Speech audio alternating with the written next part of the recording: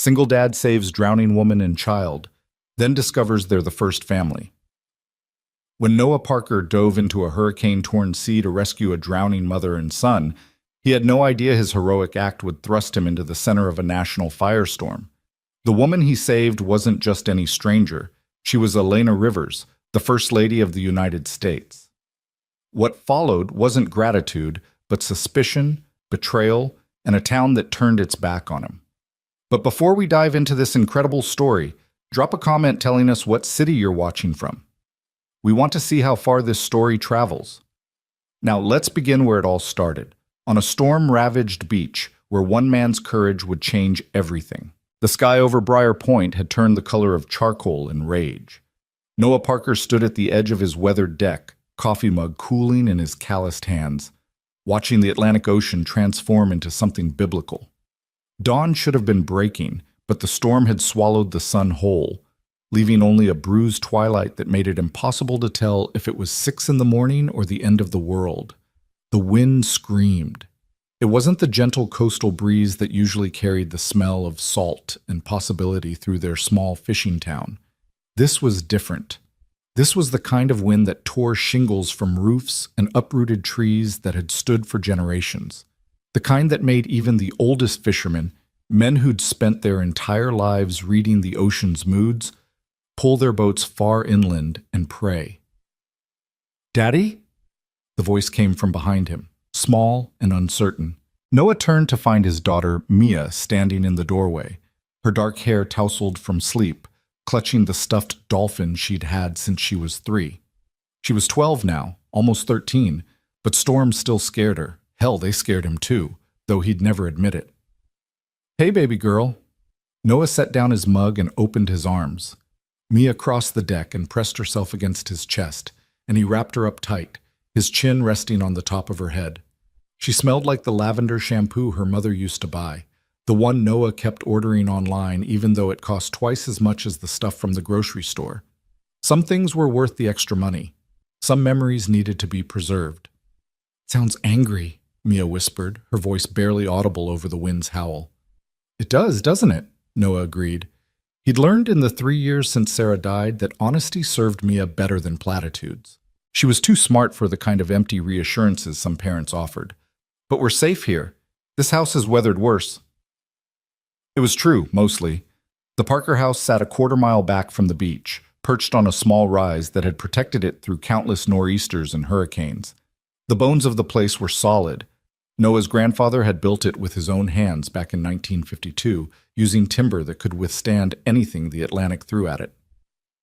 "Can I stay home from school?" Mia asked, tilting her head back to look up at him with those hazel eyes that were so much like her mother's, it sometimes hurt to meet her gaze. "School's already canceled, sweetheart. Nobody's going anywhere in this mess." Noah glanced at his watch, 6:47 a.m. His shift at the docks was supposed to start at 7, but he'd already gotten the text from his supervisor. "Stay home. Harbor's closed till further notice." "Want pancakes?" he offered, hoping to distract her from the storm's fury. "I'll even let you put chocolate chips in them." That earned him a small smile. "Can we eat them on the couch and watch a movie?" "You drive a hard bargain, Parker." Noah ruffled her hair. "But you've got yourself a deal." They'd just made it inside when Noah's phone erupted with a shrill, insistent tone, the emergency alert sound that made his pulse spike even after all these years of hearing it. He grabbed the device from the kitchen counter, Mia hovering close behind him. "Emergency alert, National Weather Service, hurricane warning in effect. Storm surge of 8 to 12 feet, expected coastal flooding imminent, seek higher ground immediately." 12 feet, Noah muttered, his mind already calculating. Their house would be fine, but the lower-lying areas of town, the marina, the boardwalk, all those rental cottages built too close to the water by developers who cared more about ocean views than safety codes, those places were in serious trouble. "Daddy," Mia's voice had gone small again. "Are people going to be okay?" Before Noah could answer, another sound cut through the storm's roar, a sound that made his blood run cold even though he'd been trained to respond to it, even though he'd spent 5 years of his life waiting to hear it. It was the emergency siren from the volunteer fire station, the one they only activated for the worst situations. 3 long blasts, a pause, then 3 more. The pattern that meant one thing: water rescue needed. All available personnel respond. Noah's body responded before his mind caught up. He was already moving toward the closet where he kept his old gear. The wetsuit that still fit, even though it had been years since he'd worn it. The reflective vest, the rope bag, the fins. Muscle memory took over, his hands working with practiced efficiency, even as his brain screamed that he wasn't a lifeguard anymore, that he'd hung up that life when Sarah got sick, that he had responsibilities now that went beyond diving into dangerous water to save strangers. "Daddy, what are you doing?" Mia's voice rose in pitch, edging toward panic. Noah paused, the wetsuit half on, and looked at his daughter. Really looked at her. She was standing in the middle of their living room, her stuffed dolphin clutched so tight her knuckles had gone white, her eyes wide with the same fear he'd seen the day he explained that Mommy wasn't coming home from the hospital. He should stay. The rational part of his brain knew that. He had a daughter to think about. He wasn't 19 anymore, wasn't invincible, wasn't the Noah Parker who used to dive off cliffs and swim through riptides like it was nothing. He was 40 years old with a bad knee and a daughter who'd already lost one parent. But that siren kept wailing, and somewhere out there in that churning gray chaos, someone was in the water. Someone was drowning, and Noah Parker had never been able to ignore that sound. "Listen to me, baby." He crouched down so he was at eye level with Mia, his hands on her shoulders. "I need you to do something for me. I need you to go to Mrs. Chen's house next door and wait for me there. Can you do that?" "You're going out in the storm." It wasn't a question. "Someone needs help, Mia." "Someone always needs help." The words burst out of her, sharp and accusatory. "What about me? What if something happens to you? What if you don't come back?" The question hung between them like a physical thing, heavy and impossible to dismiss, because it was valid. God, it was so valid it made Noah's chest tight. "I will come back," he said, putting every ounce of certainty he could muster into those 4 words. "I promise you, I will always come back." "You can't promise that." Mia's voice broke. "Mommy didn't come back." Noah felt something crack inside his chest. He pulled his daughter close, holding her while the siren wailed and the wind tried to tear their house apart and the ocean raged against the shore. "You're right," he whispered into her hair. "I can't promise nothing will ever happen to me, but I can promise I'll fight like hell to get back to you, always." He pulled back, cupping her face in his hands. "And you know why? Because you're my reason. You're my reason for everything." Mia sniffled, wiping her eyes with the back of her hand. "Be careful." "Always am." It was a lie they both needed him to tell. He finished pulling on his wetsuit, grabbed his gear, and pulled Mia into one more fierce hug before nudging her toward the door. "Mrs. Chen's house, right now, and stay away from the windows." He watched until she made it safely next door, saw Mrs. Chen, their 70-something neighbor who had basically adopted them after Sarah died, pull Mia inside. Only then did Noah turn toward the beach. The walk from his house to the shore usually took 5 minutes. Today, fighting against wind that felt like a physical opponent trying to shove him backward, it took 15. Rain lashed his face like needles. The emergency siren had gone silent, which somehow made everything worse. The silence meant either the rescue was over or the situation was so dire they needed everyone to hear instructions over the radio. Noah's radio crackled to life on his vest. Multiple reports of individuals in the water near the South Jetty. Repeat, multiple individuals in the water. Static swallowed the rest. The South Jetty.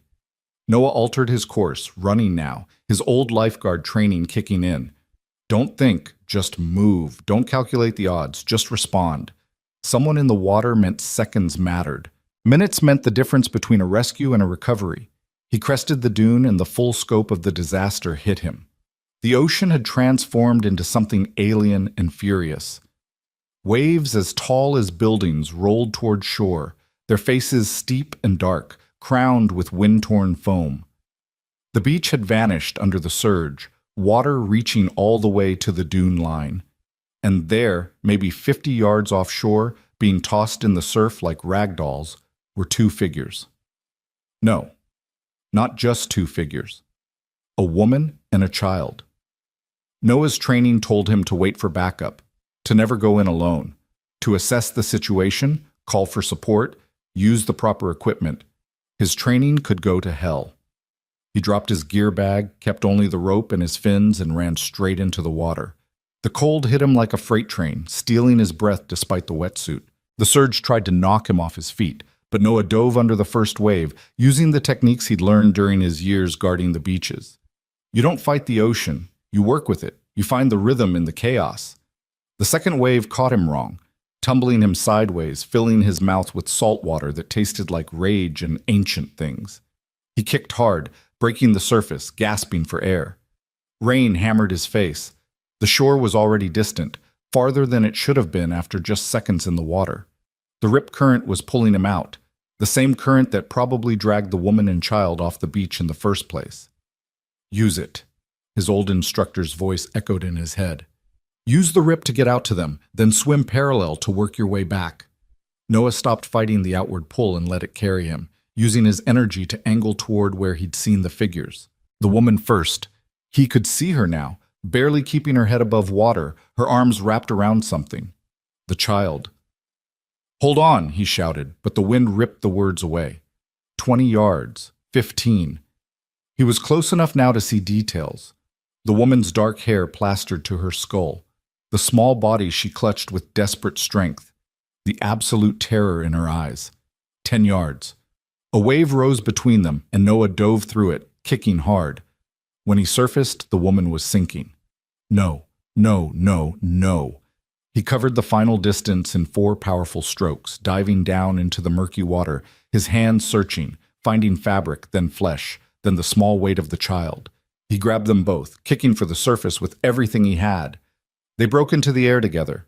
The woman was coughing, choking, barely conscious. The child wasn't moving. I've got you, Noah gasped, trying to keep all their heads above water. I've got you both. The woman's eyes focused on him for just a moment. He saw something in them. Recognition, maybe? Or just the desperate hope that comes from being pulled back from the edge of death. Then her eyes rolled back and she went limp. No, hey! Noah grabbed her face, tilting it up. Stay with me! But she was gone, unconscious, her full weight now his to bear along with the child's. And they were far from shore, in water that wanted to kill them, in a storm that showed no signs of mercy.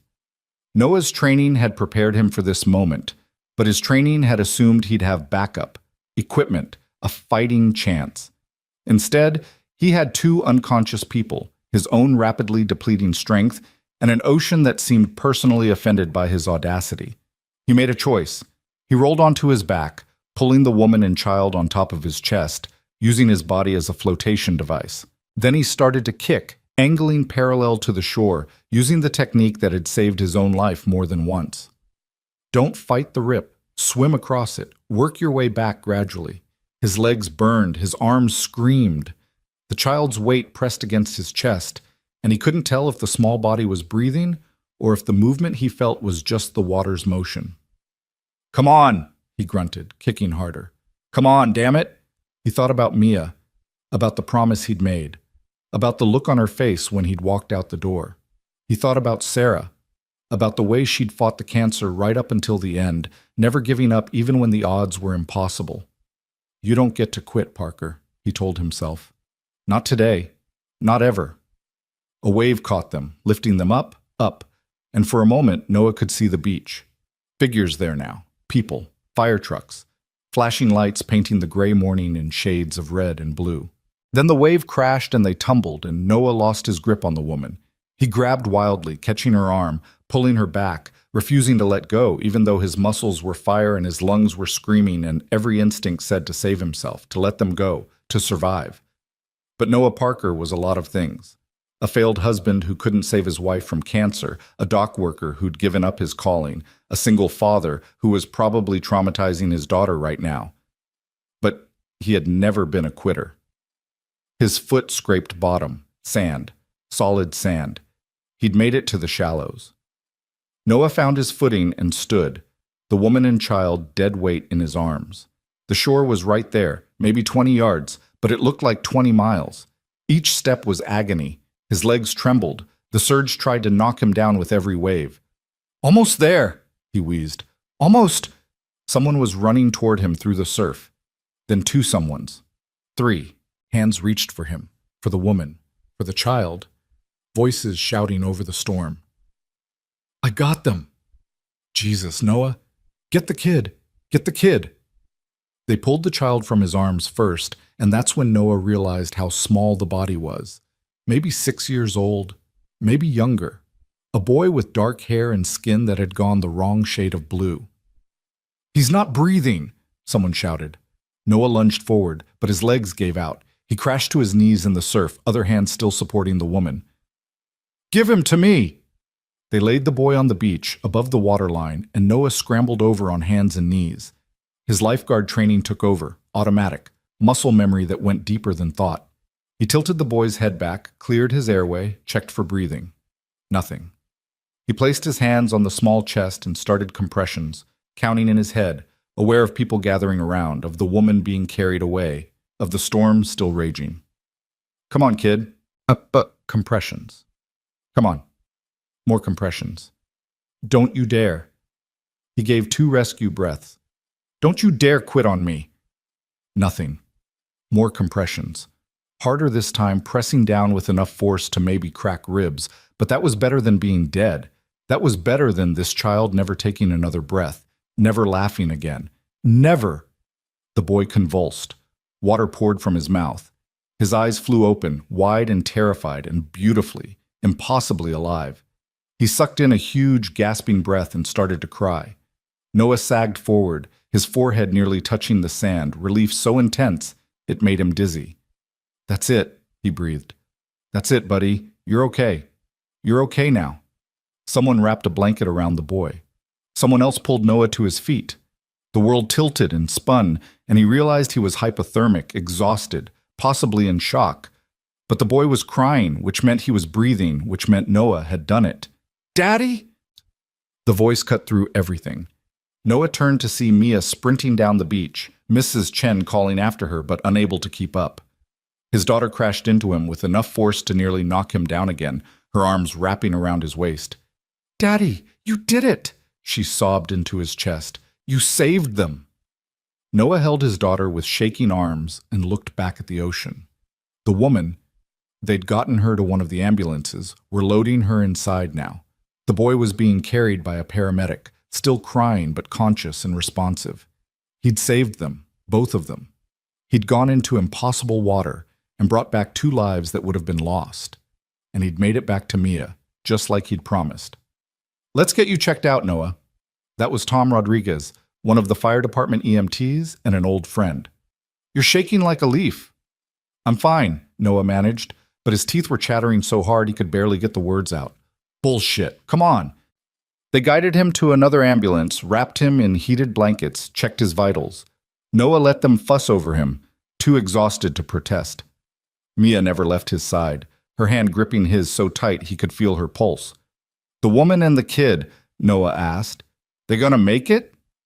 "Woman's unconscious but stable," Tom reported. "The boy's responding well. Scared, but that's normal. Thanks to you that they're both alive." It should have felt like victory, like vindication for all those years of training, for the skills he thought he'd never use again. But all Noah felt was tired. So incredibly, deeply tired. "Sir?" A new voice. Noah looked up to find a man in a dark suit standing outside the ambulance, rain dripping off him like he didn't even notice. Something about him screamed authority. "I need to ask you a few questions." "He needs medical attention," Tom protested. "This will only take a moment." The man's eyes never left Noah's face. "Can you describe the woman and child you rescued?" Noah frowned. I don't know. Dark hair on both of them. The boy was maybe 6? The woman? Mid-30s? He shook his head. "I wasn't really paying attention to details. I was trying not to let them drown." "Did she say anything to you? Identify herself?" "She was unconscious most of the time. Why? What's this about?" The man exchanged a glance with someone behind him, another suited figure Noah hadn't noticed. Where are they now? The first man asked. Memorial Hospital, Tom answered. Both were transported about 10 minutes ago. The suited man pulled out a phone and spoke rapidly in a voice too low for Noah to hear. Then he turned back to Noah. Mr. Parker, is it? Yeah, Noah Parker. Mr. Parker, on behalf of certain parties, I want to thank you for your actions today. You showed extraordinary courage. There was something off about the way he said it, something formal and rehearsed. Noah's exhaustion made it hard to care. I just did what anyone would do. No. The man's expression softened just slightly. You did what very few people could do. Your daughter should be proud. Mia pressed closer to Noah's side. The suited man nodded once, then turned and walked away, disappearing into the chaos of emergency vehicles and storm-tossed beach. That was weird, Tom muttered. Everything about today is weird, Noah replied. They kept him in the ambulance another 20 minutes, making sure his core temperature was rising, that he wasn't going into delayed shock. By the time they released him, the storm had started to ease, the wind dropping from its apocalyptic howl to just a strong gale. Mrs. Chen insisted on driving them home in her ancient Buick, clucking over both of them like a mother hen. Foolish man, she kept saying, but her eyes were wet. Foolish, brave man. Back at the house, Noah showered until the hot water ran out, then stood under the cold water for another 5 minutes just to feel something. When he finally emerged, dressed in old sweats, he found Mia in the kitchen making grilled cheese sandwiches. I figured you'd be hungry, she said quietly. Noah pulled her into a hug. I love you, baby girl. You know that? I know. She squeezed him tight. I'm glad you came back. Always will, he promised. Always. They ate their sandwiches in front of the TV, watching the news coverage of the storm. The damage was extensive, flooding throughout the lower areas of town, trees down, power out in half the county. But the death toll, miraculously, was 0. Noah was halfway through his second sandwich when his phone rang. Unknown number. Hello? Mr. Parker? This is Lisa Chen from WOCN News. The woman's voice was bright and urgent. I was wondering if we could set up an interview with you about the rescue this morning. What? How did you get this number? It's public record, Mr. Parker. Listen, we'd really love to hear your story. The heroic single dad who dove into a hurricane to save a drowning mother and child. That's compelling stuff. I'm not interested in an interview. We could compensate you for your time. No, thank you, but no. Noah hung up. The phone rang again immediately. Different number. Then again. And again. By the time he finally turned the phone off completely, he'd received calls from 6 different news outlets, 3 radio stations, and something called a talent agency that wanted to discuss opportunities. What's happening? Mia asked, watching him with worried eyes. I don't know, Noah admitted. But deep in his gut, he had a feeling that the rescue, the storm, the risk, the 2 lives saved, was just the beginning of something much bigger. He had no idea how right he was. The next morning dawned clear and cold, the storm having blown itself out over the Atlantic. Noah woke to find his street packed with news vans. What the hell? He stood at the window, coffee in hand, staring at the circus that had assembled outside his house overnight. Satellite trucks, cameras, people with microphones, all waiting. His phone, which he'd foolishly turned back on, immediately started buzzing. Text messages, missed calls, voicemails. His sister from Florida. Are you insane? It's all over the news. His cousin from Oregon. Dude, you're a hero. His old friend from the Coast Guard. Parker, you magnificent bastard, you still got it. Noah scrolled through his missed calls and froze. Governor's office, state police, and one that just said White House Communications. Mia, he called. Stay away from the windows. His daughter appeared in the hallway, already dressed for school, her backpack slung over one shoulder. Why are there so many people outside? I'm about to find out. Noah pulled on jeans and a flannel shirt, his standard uniform, and stepped out onto his porch.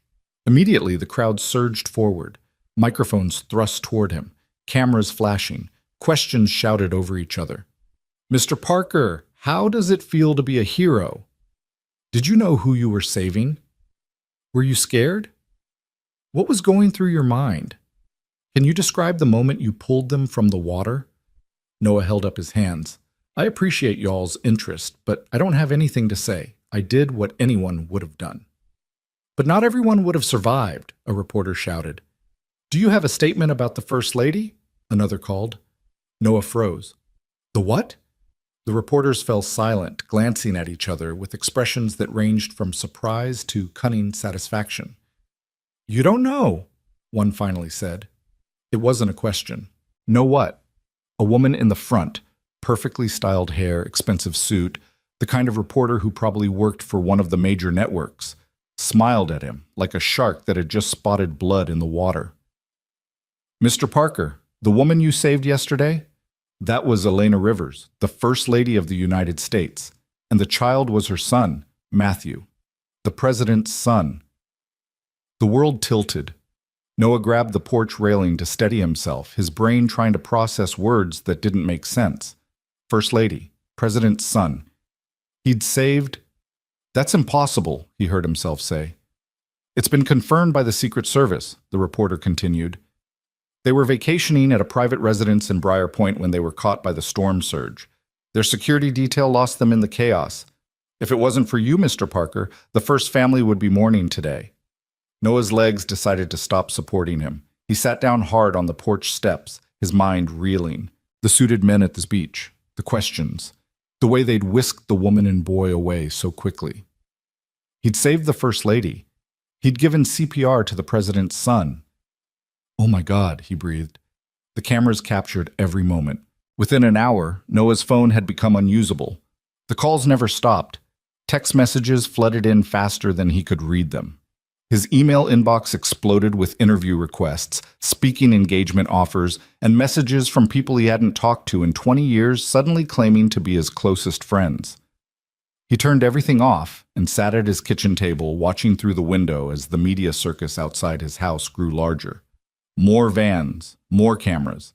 A helicopter circled overhead, its rotors creating a constant thrum that made his teeth ache. Daddy, I don't think I can go to school today, Mia said from the doorway. She changed out of her school clothes and back into pajamas, her face pale. They're blocking the driveway. Noah rubbed his face with both hands. Yeah, you're staying home. Mrs. Chen appeared at the back door, letting herself in with the key Noah had given her years ago. She carried a casserole dish covered in foil and wore an expression of fierce protectiveness that reminded him of a mother bear defending her cubs.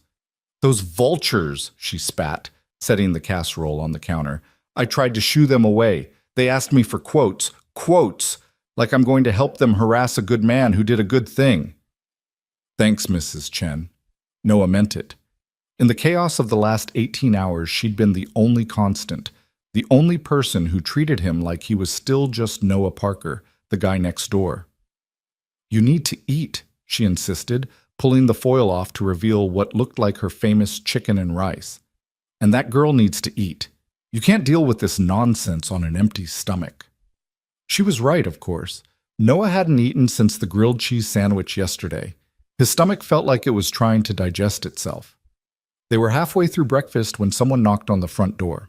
Not the aggressive pounding of reporters, but a calm, authoritative knock that somehow carried more weight. Noah peered through the window and saw two Secret Service agents standing on his porch, their bodies positioned to block the camera's view of the door. Behind them, a black SUV idled in his driveway, having somehow navigated through the media gauntlet. Stay here, Noah told Mia, then opened the door. Mr. Parker. The agent who spoke was a woman, her dark hair pulled back in a severe bun, her expression unreadable behind sunglasses despite the overcast morning. I'm Agent Morrison. This is Agent Chen. We need you to come with us, please. Am I under arrest? The question sounded absurd even as he asked it, but nothing about the last 24 hours made any sense. No, sir. The First Lady has requested to speak with you personally. She's been asking for you since she regained consciousness yesterday evening. Noah's heart did something complicated in his chest. She's okay? She's recovering well, thanks to you. Agent Morrison's expression softened almost imperceptibly. Will you come with us? I have a daughter. She's welcome to come as well, if you prefer. Or we can arrange for protection detail here while you're gone. The thought of leaving Mia alone with the media circus outside made Noah's stomach turn. She comes with me. Of course. We'll wait while you both get ready. 20 minutes later, Noah and Mia were in the back of the SUV, flanked by Secret Service agents, pulling out of the driveway while reporters shouted questions and cameras flashed. Mia pressed against Noah's side, her eyes wide as she watched the chaos through tinted windows. "Where are we going?" she whispered. "To meet the people I saved," Noah answered, realizing as he said it how surreal the words sounded. They didn't go to Memorial Hospital like Noah expected. Instead, the SUV wound through Briar Point streets, past the damaged boardwalk and flooded marina, heading toward the wealthy section of town where the summer homes of the rich and powerful lined the cliffs overlooking the ocean. These weren't the modest beach cottages that most locals owned. These were estates with security gates and ocean views that probably cost more than Noah would make in 10 lifetimes. The SUV turned into a long driveway guarded by more Secret Service agents and pulled up to a sprawling contemporary house that looked like something from an architecture magazine.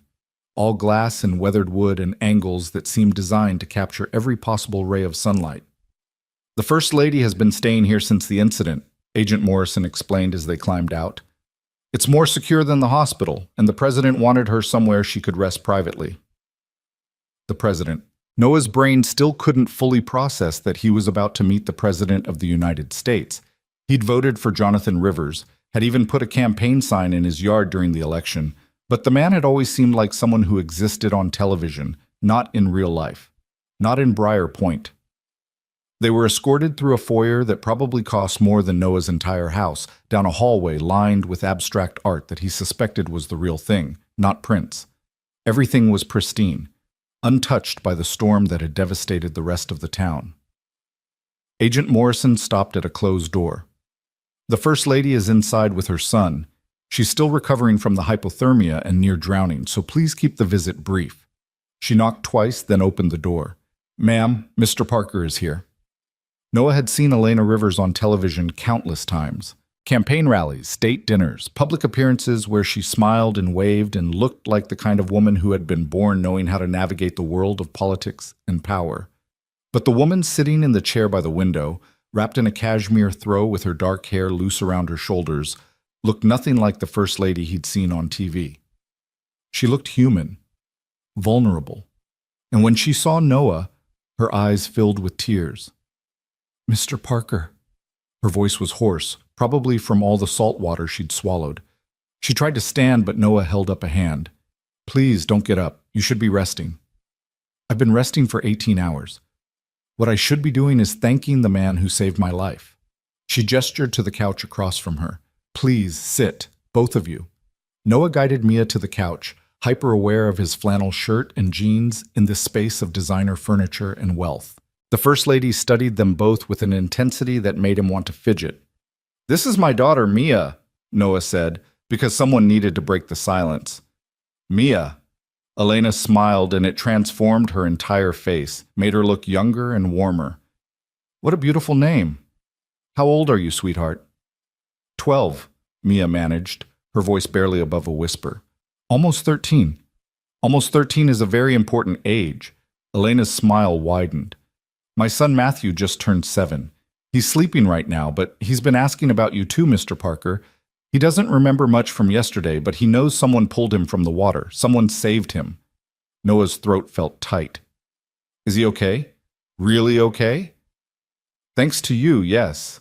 The doctor said if he'd been without oxygen for even a minute longer." She stopped, pressing a hand to her mouth, visibly collecting herself. "I'm sorry. It's still very fresh." "You don't have to apologize, ma'am." "Elena, please. I think the man who saved my life can call me by my first name." She leaned forward, her eyes locked on his. "Mr. Parker." "Noah, I don't know how to adequately express what you did for us. You dove into water that professional rescue swimmers wouldn't enter. You kept us alive when anyone else would have let the ocean take us. You brought my son back from the edge of death." Her voice cracked. "You gave me my child back." Noah didn't know what to say. He'd spent the last 24 hours in a state of shock, his brain unable to fully process the magnitude of what had happened. Hearing it laid out like this, seeing the raw gratitude in her eyes, made it suddenly devastatingly real. "I just did what needed doing," he finally said. "No." Elena shook her head firmly. "What you did was extraordinary, and the country needs to know about it. The world needs to know that people like you still exist." Something in her tone made warning bells go off in Noah's head. "With respect, ma'am, Elena, I don't need the world to know anything. I'm just a guy from Briar Point who used to be a lifeguard. What happened yesterday was between me and the ocean." "I wish it could be that simple." Elena's expression shifted, became more guarded. "But nothing involving my family is ever simple. The moment you pulled us from that water, you became part of a story that belongs to the nation, and I'm afraid that story has already started being told, with or without your permission." As if on cue, Agent Morrison stepped into the room carrying a tablet. She handed it to Elena without a word. Elena glanced at the screen, and something dark flickered across her face. She turned the tablet toward Noah. "This is trending on every social media platform. It's the top story on every news network. You're everywhere, Noah." Noah took the tablet with hands that had started shaking. The screen showed a news website, and the headline made his stomach drop. "Local hero saves first family. Single dad risks everything in hurricane rescue." Below the headline was a photo someone had taken on the beach. Noah on his knees, performing CPR on Matthew, his face twisted with desperation and determination. It was an intimate moment, a private moment of life and death, now plastered across the internet for millions to see. He scrolled down. More photos. Him being wrapped in blankets by the EMTs, him holding Mia on the beach afterward. And worse, older photos. Pictures of him and Sarah from before she got sick, pulled from who knows where. His LinkedIn profile photo from when he worked at the marina. His high school yearbook picture, for God's sake. Noah Parker, 40, is a dock worker and single father who lost his wife to cancer 3 years ago, the article read. Yesterday, he became an American hero when he dove into hurricane-force waters to save First Lady Elena Rivers and her son Matthew from drowning. According to witnesses, Parker, a former lifeguard, performed the rescue alone, without equipment or backup, in conditions that experts say should have been fatal. His actions saved 2 lives and averted what would have been a national tragedy. "They've been digging into your life," Elena said quietly. "I'm sorry. I know it's an invasion of privacy, but that's the reality of anything connected to my family. They want to know everything about you." Noah handed the tablet back, feeling sick. "They mentioned Sarah." "I know, I'm so sorry. That's not their story to tell." His voice came out harder than he intended. "My wife, my life with her, that's private, that's sacred." "You're absolutely right." Elena set the tablet aside. "Unfortunately, privacy isn't something my family has been afforded in a very long time. And now, whether you want it or not, you're associated with us. That means the media will dig into every aspect of your life. They'll talk to your neighbors, your coworkers, your friends. They'll find every photo, every record, every story they can." Mia pressed closer to Noah's side, and he wrapped an arm around her shoulders. "So what am I supposed to do? Hide? Leave town?" "No." This new voice came from the doorway, and Noah turned to see a man stepping into the room. President Jonathan Rivers was taller than he looked on television, his presence filling the space in a way that had nothing to do with physical size. He wore casual clothes, khakis, and a button-down shirt, but there was no mistaking the authority in the way he carried himself. Noah stood automatically, pulling Mia up with him. "Mr. President?" "Sit, please." Jonathan crossed the room to stand behind his wife's chair, his hand resting on her shoulder. "Mr. Parker, I want to add my gratitude to my wife's. What you did yesterday, there aren't words sufficient to express what it means to me, to our family. Your son is okay. That's all that matters. That matters because of you." Jonathan's eyes, Noah noticed, were red-rimmed like he'd been crying recently. The President of the United States crying. "My wife tells me you have concerns about the media attention." "It's not attention I'm worried about, sir. It's the lies.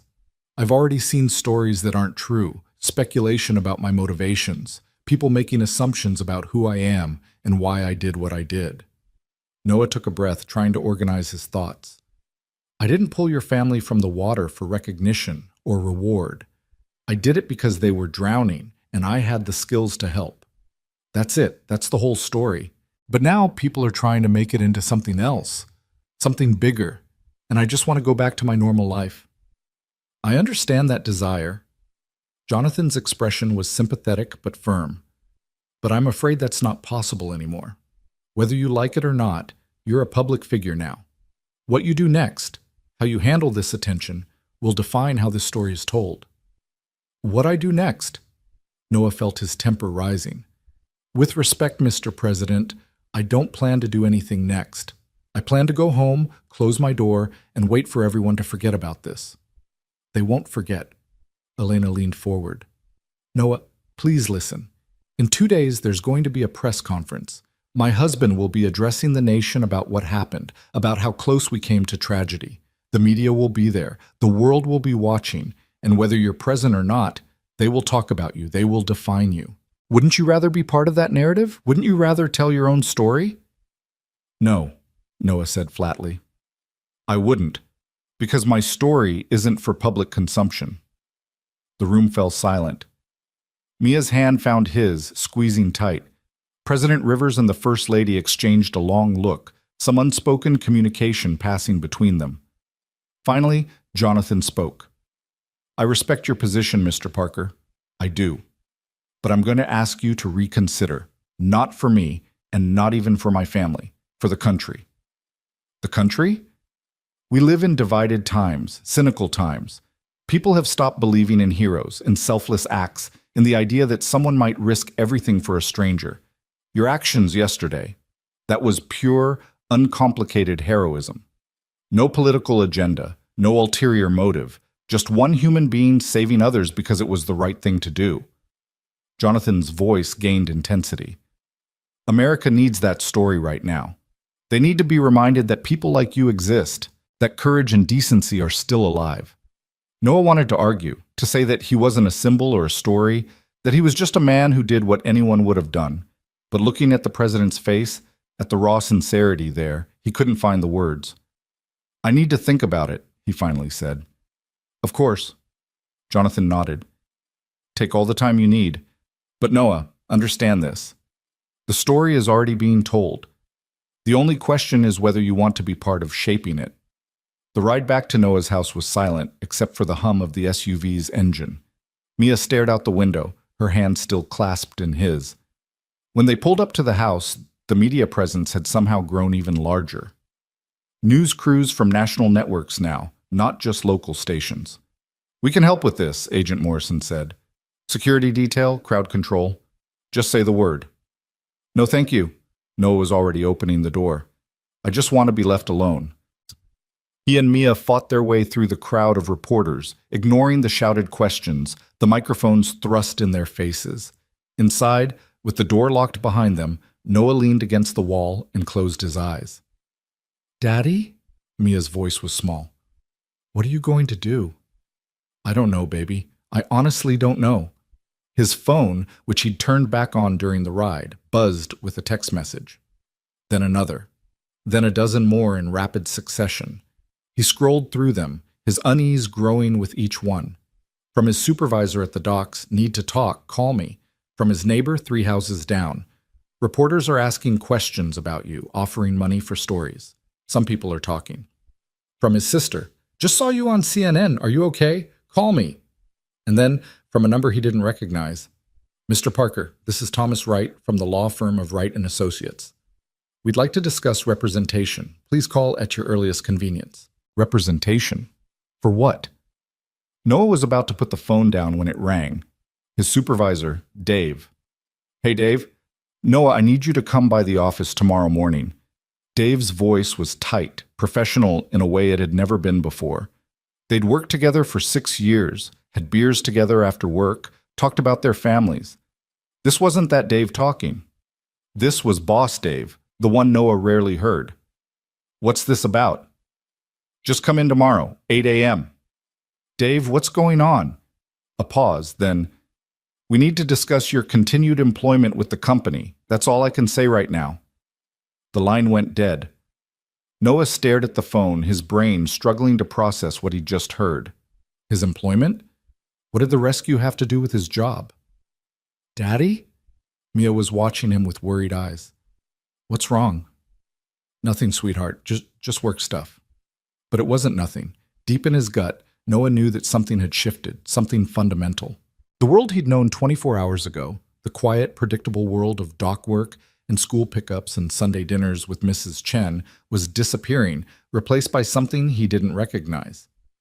That night, Noah couldn't sleep. He lay in bed, staring at the ceiling, listening to the sounds of the media camp outside. Generators running, people talking, cars coming and going. At 2 a.m., someone knocked on his door. At 3 a.m., his security lights tripped, probably from a reporter trying to sneak around back for photos. At 4 a.m., he gave up and went downstairs to make coffee. Mrs. Chen found him there an hour later, standing at the kitchen window, watching the sky lighten from black to gray. "You didn't sleep," she said. It wasn't a question. Couldn't. She busied herself making breakfast, her movements efficient and familiar. "You're a good man, Noah Parker. Whatever happens, you remember that. You're a good man who did a good thing." "Then why does it feel like I'm being punished?" Mrs. Chen stopped, turned to face him. "Because the world doesn't know what to do with genuinely good acts anymore. They have to pick at them, find the angle, the hidden motivation. They can't just accept that sometimes people do the right thing simply because it's right." She was probably correct, but that didn't make Noah feel any better.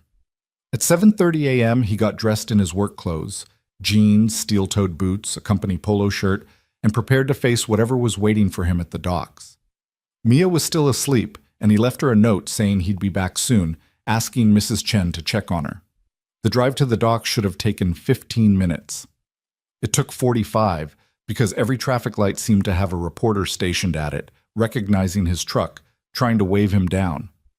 He kept his eyes forward, his jaw clenched, and didn't stop until he pulled into the parking lot at Briar Point Marine Services. Dave was waiting in his office, and he wasn't alone. A woman in an expensive suit sat in the chair across from Dave's desk, a leather portfolio in her lap.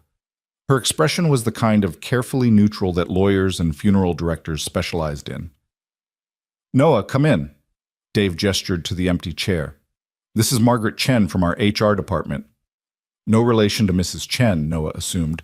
This woman was younger, sharper, her smile professional and cold. "Mr. Parker, thank you for coming in." Margaret opened her portfolio, pulling out a document. "We wanted to discuss the recent media attention surrounding your actions during the storm." "Okay," Noah said slowly. "What about it?" Dave wouldn't meet his eyes. Margaret continued in that same neutral tone. "As you know, Briar Point Marine Services values its reputation in the community. We've built our business on being a trusted, reliable presence at the docks. The recent media circus surrounding your rescue has created complications for the company." Noah's hands clenched on the armrests of his chair. "Complications? We've had reporters on the property, attempting to interview other employees, disrupting operations. Our clients are calling with questions. Some have expressed concern about the attention." "Concern about what? About me saving 2 people from drowning?" "About the disruption to normal business operations." Margaret slid the document across the desk. "We think it's best if you take some time away from the company while the media attention dies down. A leave of absence, fully paid, of course." Noah stared at the document without touching it. "You're suspending me. We're offering you paid leave. You're suspending me because I saved 2 lives. We're trying to protect the company's interests," Margaret said, her tone hardening slightly. "Surely you can understand that." "No." Noah stood abruptly. "No, I really can't understand that. I can't understand how doing the right thing somehow makes me a liability to the company I've worked for 6 years. I can't understand how saving the First Lady and her son is something you need to protect yourselves from." "Noah," Dave started, but Noah cut him off. "How long have we worked together, Dave? How many times have I covered your shifts when your kids were sick? How many times have I stayed late to help finish a job?" "This isn't personal," Dave said quietly. "It's business." "Everything is personal." Noah turned toward the door, then stopped. "You know what? Keep your paid leave. I quit." Noah, wait! But Noah was already walking out, past the shocked receptionist, through the parking lot where two reporters were waiting with cameras.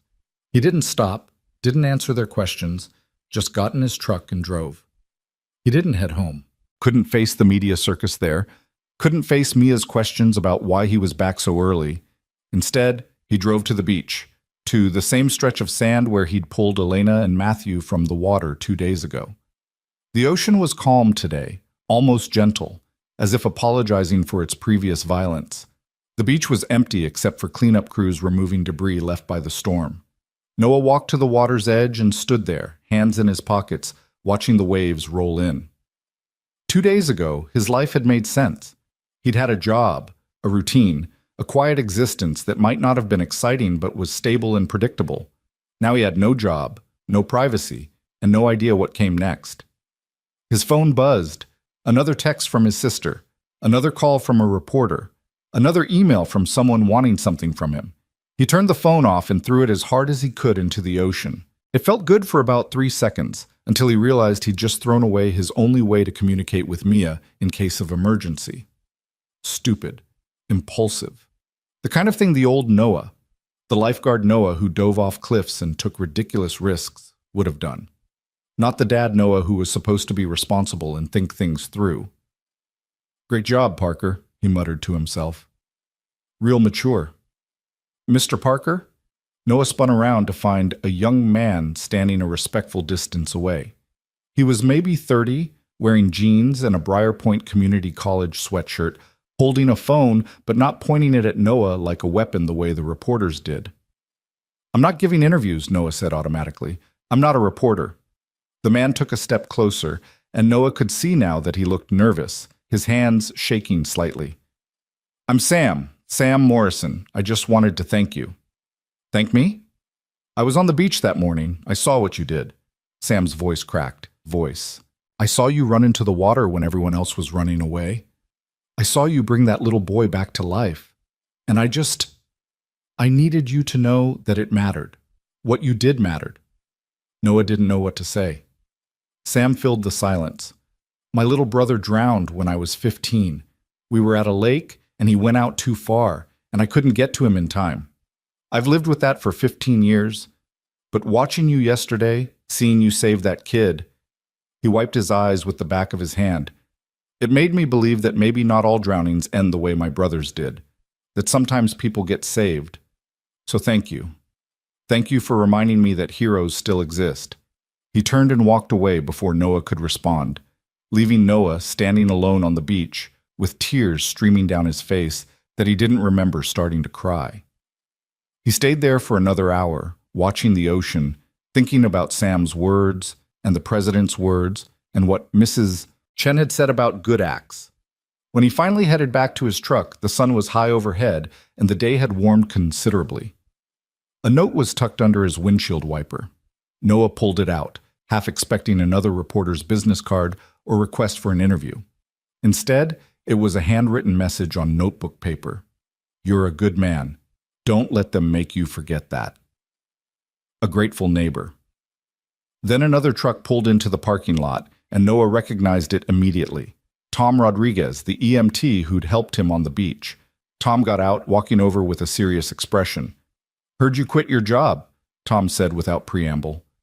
News traveled fast in small towns. "Yeah, that's bullshit. It is what it is. No, it's not." Tom crossed his arms. "You know what else is bullshit? The stuff people are saying about you." Noah felt his stomach drop. "What stuff?" Tom pulled out his phone, pulled up Facebook, and showed Noah a post from a Briar Point community group. Noah's hands went numb as he read. Does anyone else think it's convenient that Noah Parker was on the beach at the exact moment the First Lady needed rescuing, and that there just happened to be cameras there to capture it? I'm not saying he staged it, but I'm not saying it either. Seems like someone wanted his 15 minutes of fame, probably going to write a book or sell his story. Single dads have bills to pay, right? The post had 63 likes and 47 comments, most of them agreeing with the sentiment. Some went even further, suggesting Noah had known who Elena was, that he'd somehow orchestrated the entire rescue for publicity. "That's insane," Noah breathed. "I didn't even know who she was until after." I know that. Anyone with half a brain knows that. But people love conspiracy theories more than they love truth. Tom took his phone back. I tried to defend you in the comments, but it just made more people pile on. I'm sorry, man. This town should be celebrating you. And instead, half of them are tearing you down. Noah leaned against his truck, feeling like the world was tilting. Why? Why would people think that? Because it makes them feel better about themselves. Tom's voice was bitter. If you're just an opportunist chasing fame, then they don't have to feel bad about the fact that they wouldn't have done what you did. They don't have to examine their own courage or lack thereof. It's easier to tear you down than to admit you're a better person than they are. I'm not a better person, I just know how to swim. You know that's bullshit, right? Tom clapped him on the shoulder. You're a hero, Noah. Don't let the bastards convince you otherwise. But as Noah drove home, navigating through the media gauntlet that had become his street, he couldn't shake the feeling that Tom was wrong. He wasn't a hero. Heroes got celebrated, got rewarded, got the girl, and the happy ending. Heroes didn't lose their jobs and get accused of staging rescues for publicity. Heroes didn't feel this alone. Inside the house, he found Mia sitting at the kitchen table with Mrs. Chen, both of them looking at something on Mrs. Chen's iPad. They looked up when he entered, and he could see from their faces that they'd seen the posts, the speculation, the poison that people were spreading about him online. Don't read that garbage, Noah said, taking the iPad and setting it face down on the counter. It's not true, and it's not worth your attention. But people are being mean, Mia said, her voice small. They're saying terrible things about you. People say terrible things when they're scared or jealous or just plain miserable with their own lives. It doesn't make it true. Then why does it hurt so much? Noah pulled out a chair and sat next to his daughter, taking her hands in his. Because we care what people think. Because we want to believe that doing good things will be rewarded, and when that doesn't happen, it feels like the whole world is broken. Is it? Broken? Noah thought about the last 48 hours. About the president asking him to be part of something bigger. About losing his job. About Sam on the beach and the grateful note on his windshield and the poison on social media. About Elena's tears and Matthew's first breath after he'd been pulled back from death. No, he said finally. It's not broken. It's just complicated, and sometimes doing the right thing makes your life harder instead of easier. But that doesn't mean it wasn't worth doing. Mia studied his face for a long moment, then threw her arms around his neck and held on tight. I'm proud of you, Daddy. Noah closed his eyes and held his daughter, and for just a moment, that was enough. That night, after Mia had gone to bed, Noah sat in his living room with all the lights off, watching the glow of the media camp through his windows. His phone, the new one he'd had to buy to replace the one he'd thrown in the ocean, buzzed with another call from President Rivers' office.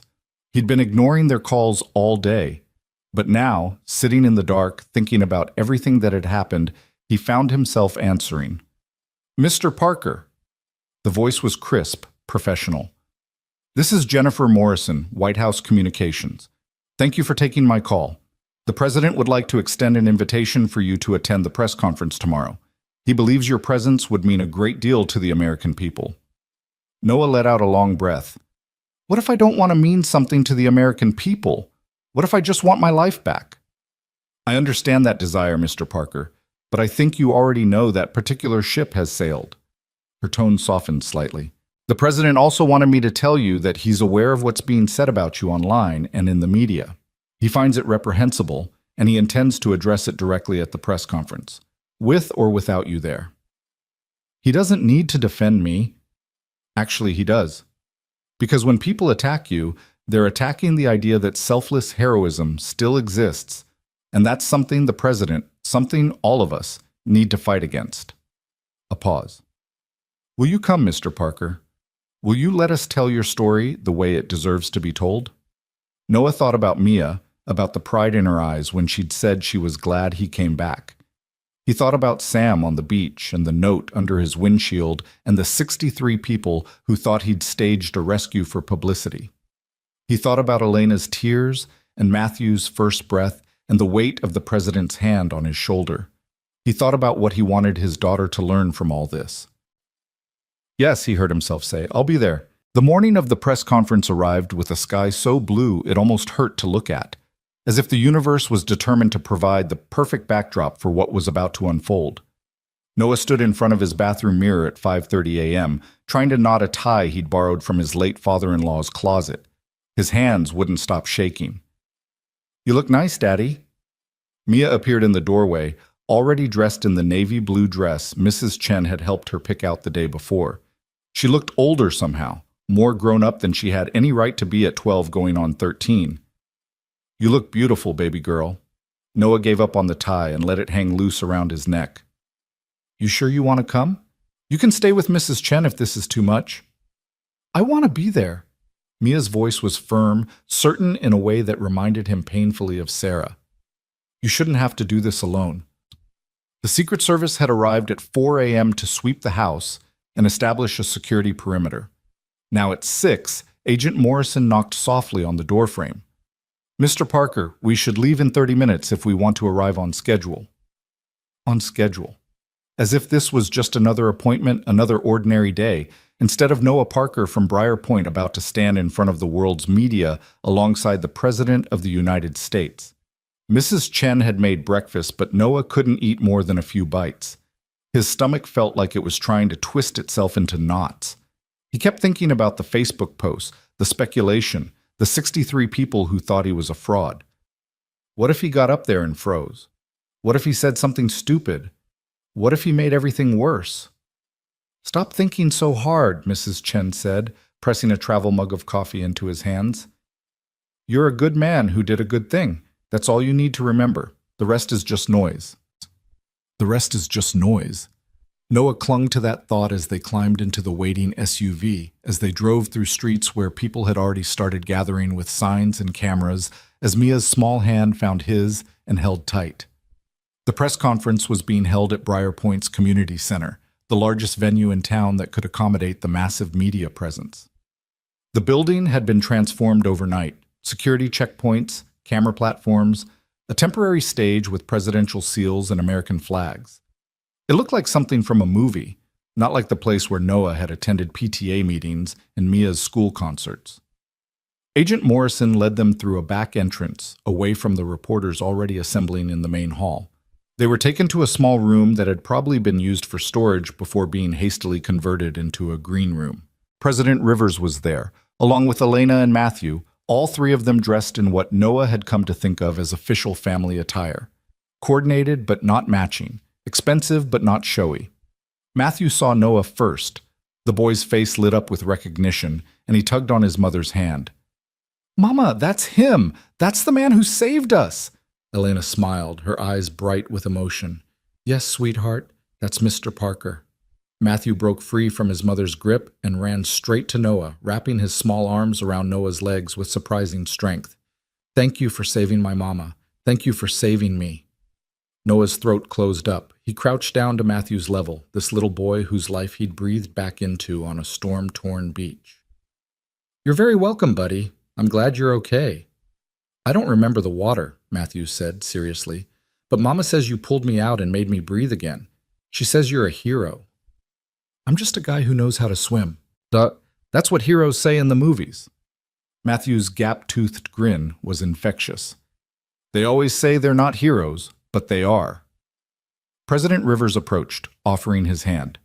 Noah stood and shook it, hyper-aware of Mia hovering close behind him, peeking around his shoulder at the first family with wide eyes. "Mr. Parker, thank you for coming." Jonathan's grip was firm, his gaze direct. "I know this isn't easy for you.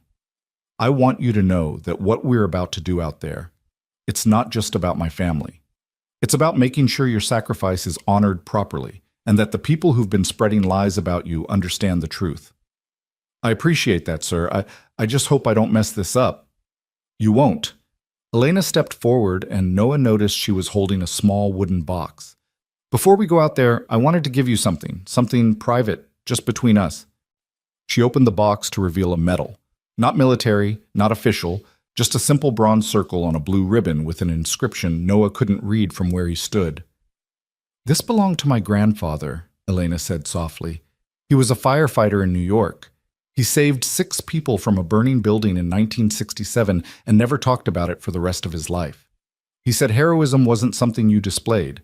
It was something you carried quietly in your heart. She took the medal from the box and held it out to Noah.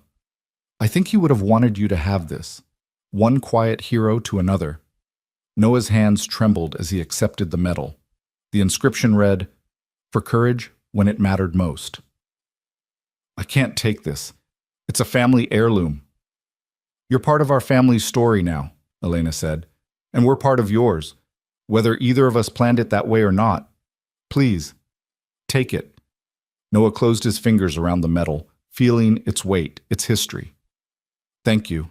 This means more than you know. Daddy? Mia tugged on his sleeve.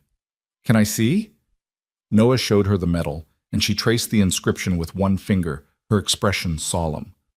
Courage when it mattered most, she read aloud. That's you, Daddy. A staff member appeared in the doorway. Mr. President, we're ready when you are. Jonathan nodded, then turned to Noah. I'm going to speak first. Set the context, address the speculation, make it clear what actually happened. Then I'm going to introduce you. You don't have to say much, just a few words about why you did what you did. Can you do that? Noah thought about all the prepared speeches he'd imagined over the last 2 days, all the perfect words he'd tried to string together in his head. None of them felt right. None of them captured the simple truth of what had happened on that beach. I'll figure something out, he said. They were led through a corridor toward the main hall, and Noah could hear the rumble of voices, the anticipation of hundreds of reporters waiting for the story to begin. Mia squeezed his hand so tight his fingers went numb. You've got this, she whispered. Just tell them the truth. The truth. That sounded so simple. But what was the truth? That he'd seen people drowning and responded on instinct? That he'd been terrified every second he was in that water? That he'd thought about Mia the entire time, about how she couldn't lose another parent? That pulling Matthew from the water and feeling that first breath had been the most profound moment of his life since watching his daughter being born? How do you reduce something that enormous, that significant, to a few words at a podium? They reached the stage entrance, and Noah could see through the gap in the curtains. The crowd was massive. Every major news network, dozens of local stations, photographers lining the walls, reporters in their assigned seats with notebooks and recorders ready. At the back of the room, Noah spotted faces he recognized from Briar Point. Tom Rodriguez was there. Mrs. Chen had somehow made it past security, and there, near the middle, was Dave from the docks, his expression unreadable. Mr. President, you're on, the staff member said. Jonathan Rivers walked onto that stage like he'd been born to it, his smile confident, his wave practiced. The crowd erupted in camera flashes and shouted questions that he ignored with the ease of long practice. He reached the podium, adjusted the microphone, and waited for the room to settle. Noah watched from the wings, his heart hammering so hard he was sure everyone could hear it. Good morning, Jonathan began, his voice filling the space with presidential authority. 3 days ago, my family and I experienced every parent's worst nightmare. My wife and son were caught in a storm surge while walking on the beach. They were pulled into the ocean, into water that should have killed them, and they would have died, if not for one man's extraordinary courage. The room was absolutely silent now, every reporter leaning forward, every camera focused on the president's face. That man didn't know who my wife was. He didn't know he was saving the First Lady of the United States and the president's son. He just knew that 2 people were drowning, and he had the skills to help. So he ran into water that professional rescue swimmers later told me was unsurvivable. He fought through hurricane-force waves and riptides that would have killed most people. He kept my family alive through strength and determination and sheer refusal to give up. And then, when my son had stopped breathing, when any hope seemed lost, he brought him back to life. Jonathan's voice caught slightly on those last words, and Noah saw him grip the podium tighter, collecting himself. In the days since this incident, I've watched with growing dismay as some members of the public and media have questioned this man's motives. They've suggested he somehow staged this rescue for attention or financial gain. They've implied that his heroism was calculated rather than genuine. And I'm here today to tell you, unequivocally and without reservation, that those suggestions are not just wrong. They're an insult to everything this country should stand for. The president's tone had gone from warm to hard, his words cutting through the room like a blade. Noah Parker is a 40-year-old dock worker and single father who lost his wife to cancer 3 years ago. He's a former lifeguard who stopped doing rescue work to care for his daughter full-time. He volunteers at his local food bank. He coaches Little League. He's the kind of quiet, decent person who makes communities work, who helps neighbors without expecting thanks, who does the right thing simply because it's right. Jonathan paused, letting his words sink in. And when the moment came, when every instinct probably told him to stay safe on shore with his daughter, he made the choice to risk everything for strangers. That's not opportunism. That's not calculation. That's heroism in its purest form. Noah felt Mia lean against his side, her head resting against his arm. Elena stood on his other side, Matthew in her arms, all of them watching the president defend a man he'd met only days ago. "I've been in politics long enough to understand cynicism," Jonathan continued. "I understand why people look for hidden motives, why they struggle to believe in genuinely selfless acts. We've been disappointed too many times. We've seen too many heroes revealed as frauds. But sometimes, ladies and gentlemen, a hero is just a hero. Sometimes courage is just courage. And when we refuse to acknowledge that, when we tear down the people who represent the best of what we can be, we diminish ourselves and our society." He gripped the podium with both hands now, leaning forward slightly, his voice dropping but somehow carrying even more weight. "So let me be absolutely clear. Noah Parker saved my family's lives. He asked for nothing in return. He didn't seek publicity or reward. In fact, he's been reluctant to even be here today because he doesn't see himself as special or extraordinary. He just sees himself as a man who did what needed doing." Jonathan's voice softened. "But I see him differently. I see him as a reminder that heroes walk among us, often unrecognized, always humble. I see him as proof that in our darkest moments, there are people willing to step forward and be the light." The president straightened, his expression shifting from intensity to warmth. "Which is why I'm proud to announce the creation of the Parker Foundation for Civilian Heroes. This foundation will recognize and support ordinary Americans who perform extraordinary acts of courage. It will provide financial assistance to families affected by rescue attempts, fund training programs for civilian first responders, and ensure that when people like Noah Parker risk everything to save others, they aren't left to face the consequences alone." Murmurs rippled through the crowd. Noah felt his breath catch. A foundation? Named after him? "Mr. Parker will serve as the honorary chairman of this foundation, if he chooses to accept," Jonathan continued. "But more importantly, his actions will serve as the foundation's guiding principle, that everyday courage deserves recognition, that selfless heroism still exists, and that we as a nation should celebrate and support the people who embody those values." The president turned toward the wings, his hand extended in invitation. "Ladies and gentlemen, it's my honor to introduce the man who saved my family, who reminded America what heroism looks like. Please welcome Noah Parker." The applause started instantly, building to something that felt like thunder. Noah stood frozen in the wings, his feet refusing to move, his mind blank with panic. This was too much, too big. He was just a dock worker from Briar Point. He wasn't equipped for this. "Go on, Daddy," Mia whispered, giving him a gentle push. "They're waiting for you." Noah looked down at his daughter, at the pride and love in her eyes, and something inside him steadied. He wasn't doing this for the cameras, or the applause, or even for the president. He was doing this because Mia was watching, and he needed her to see that courage wasn't about being fearless. It was about being terrified and moving forward anyway. He walked onto that stage on legs that felt like water, into applause that seemed to physically push against him. The lights were blinding. The cameras were everywhere. But then he reached the podium and looked out at the crowd, and instead of seeing reporters and cameras, he saw people. Tom Rodriguez giving him a thumbs up, Mrs. Chen wiping tears from her eyes. And there, standing at the back of the room, was Dave from the docks, applauding with everyone else.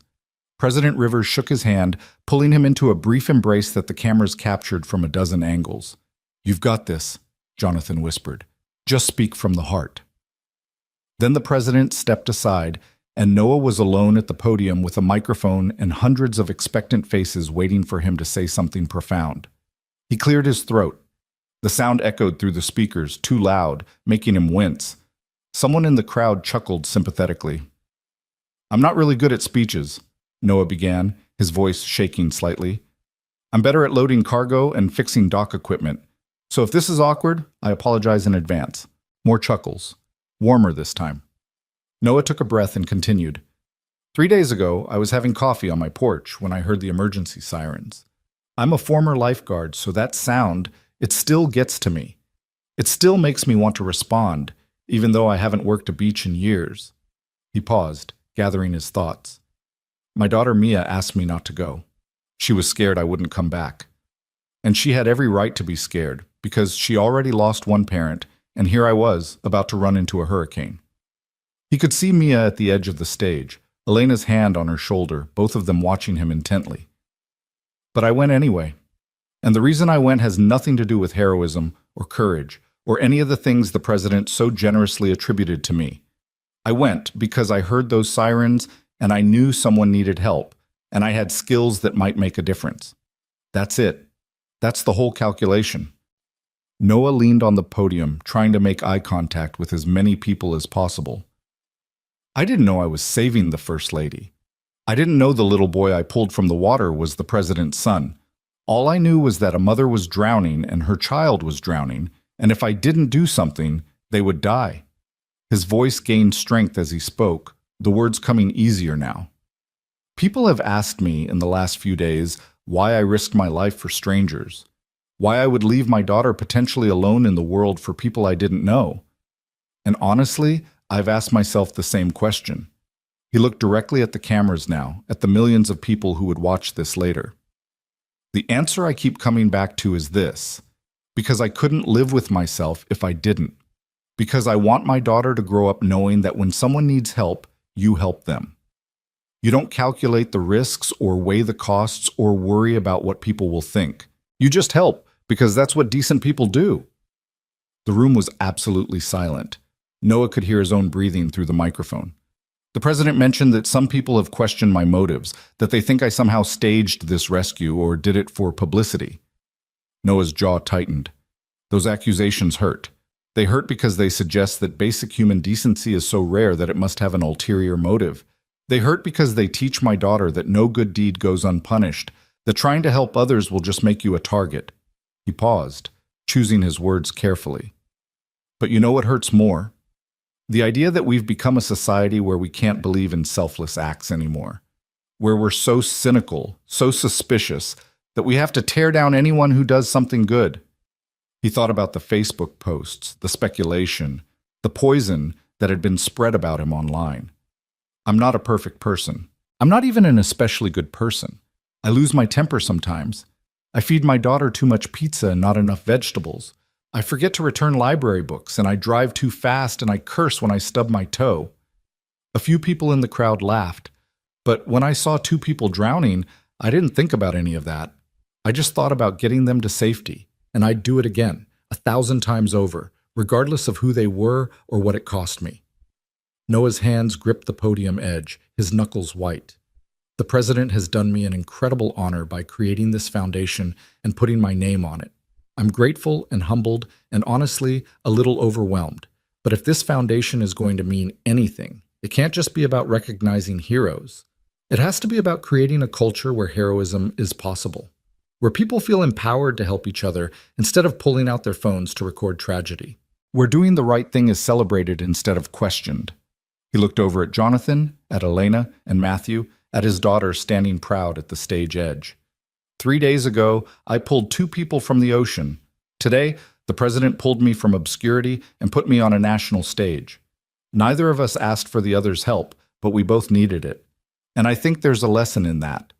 Noah's voice softened. We're all drowning sometimes. We're all caught in currents we can't fight alone.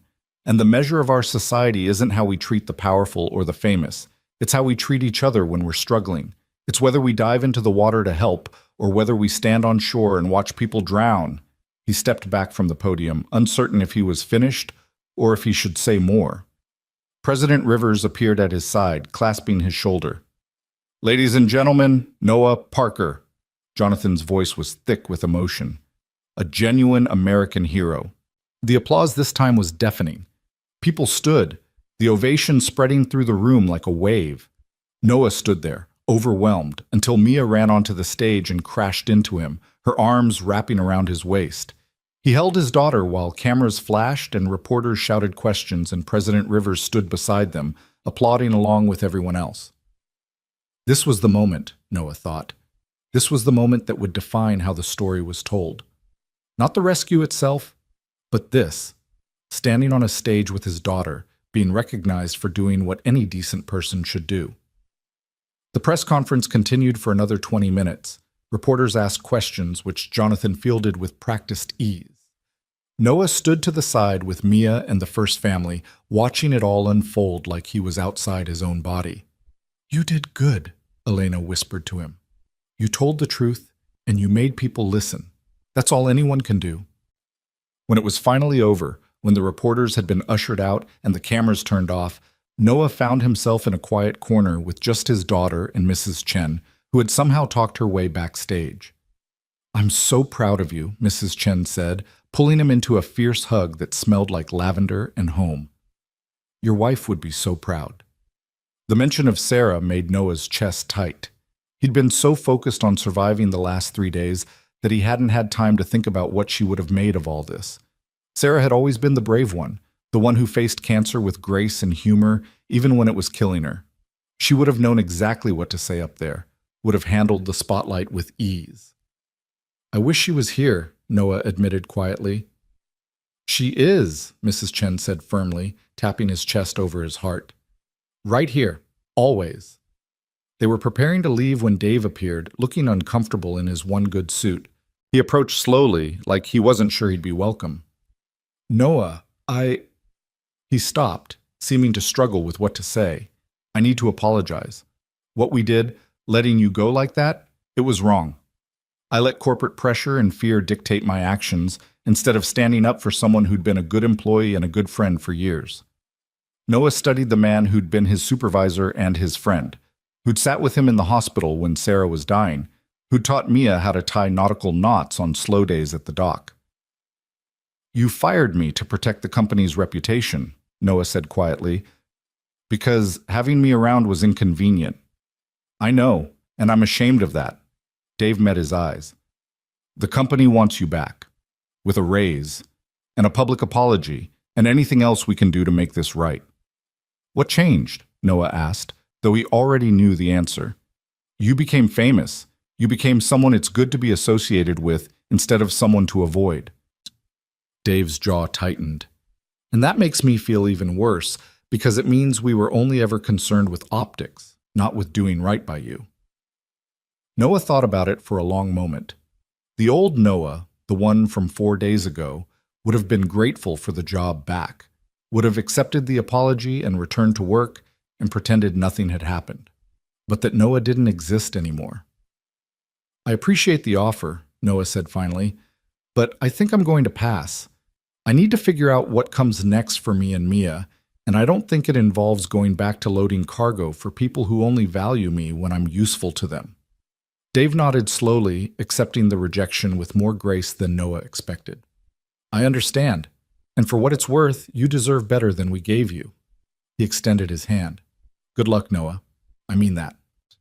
They shook hands and Dave walked away, leaving Noah with the strange feeling of having closed a door on his old life without quite knowing what door was opening ahead of him. The Secret Service drove them home as the sun began to set, painting the sky in shades of orange and gold. The media presence outside Noah's house had somehow grown even larger, but this time the tone was different. Instead of aggressive reporters shouting questions, there were people with signs. "Thank you, Noah Parker. Heroes still live here. Briar Point's finest." Agent Morrison cleared a path through the crowd, and Noah and Mia made it inside to find their house transformed. Flowers covered every surface. Cards and letters were stacked in boxes by the door. The answering machine blinked with 147 messages. "Oh my," Mrs. Chen breathed, taking in the scene. "This is going to take some time to sort through." Noah picked up a card at random and read it aloud. "Dear Mr. Parker, I'm a single mother of 3. Last year, my oldest son nearly drowned in our community pool. A stranger pulled him out and saved his life, then disappeared before I could thank him. Watching you at the press conference today reminded me that there are still good people in the world. Thank you for being one of them. Thank you for showing my children that heroes are real." He set the card down, his hands shaking. There were hundreds more. Thousands, maybe. "Daddy?" Mia picked up another envelope, this one addressed in careful child's handwriting. "Can I read this one?" Noah nodded, not trusting his voice. Mia opened the envelope and pulled out a drawing, a stick figure pulling two other stick figures from blue crayon waves. At the top, in wobbly letters, "You are my hero." It was signed by Emma, age 7, from Ohio. "She drew you saving them," Mia said softly, tracing the crayon lines with one finger. "She drew you being brave." Noah sat down heavily on his couch, overwhelmed by the weight of it all. This wasn't just about him anymore. It wasn't even about Elena and Matthew. It was about what his actions represented to people. Proof that courage still existed, that people still helped each other, that the world wasn't as broken as it sometimes seemed. "I don't know if I can live up to this," he admitted. "All these people looking at me like I'm some kind of symbol. What if I let them down?" "You won't," Mia said with absolute certainty, sitting beside him, "because you're not trying to be a symbol. You're just trying to be yourself, and yourself is pretty great." Mrs. Chen appeared with tea, her solution to everything. "The girl is right. You're just Noah.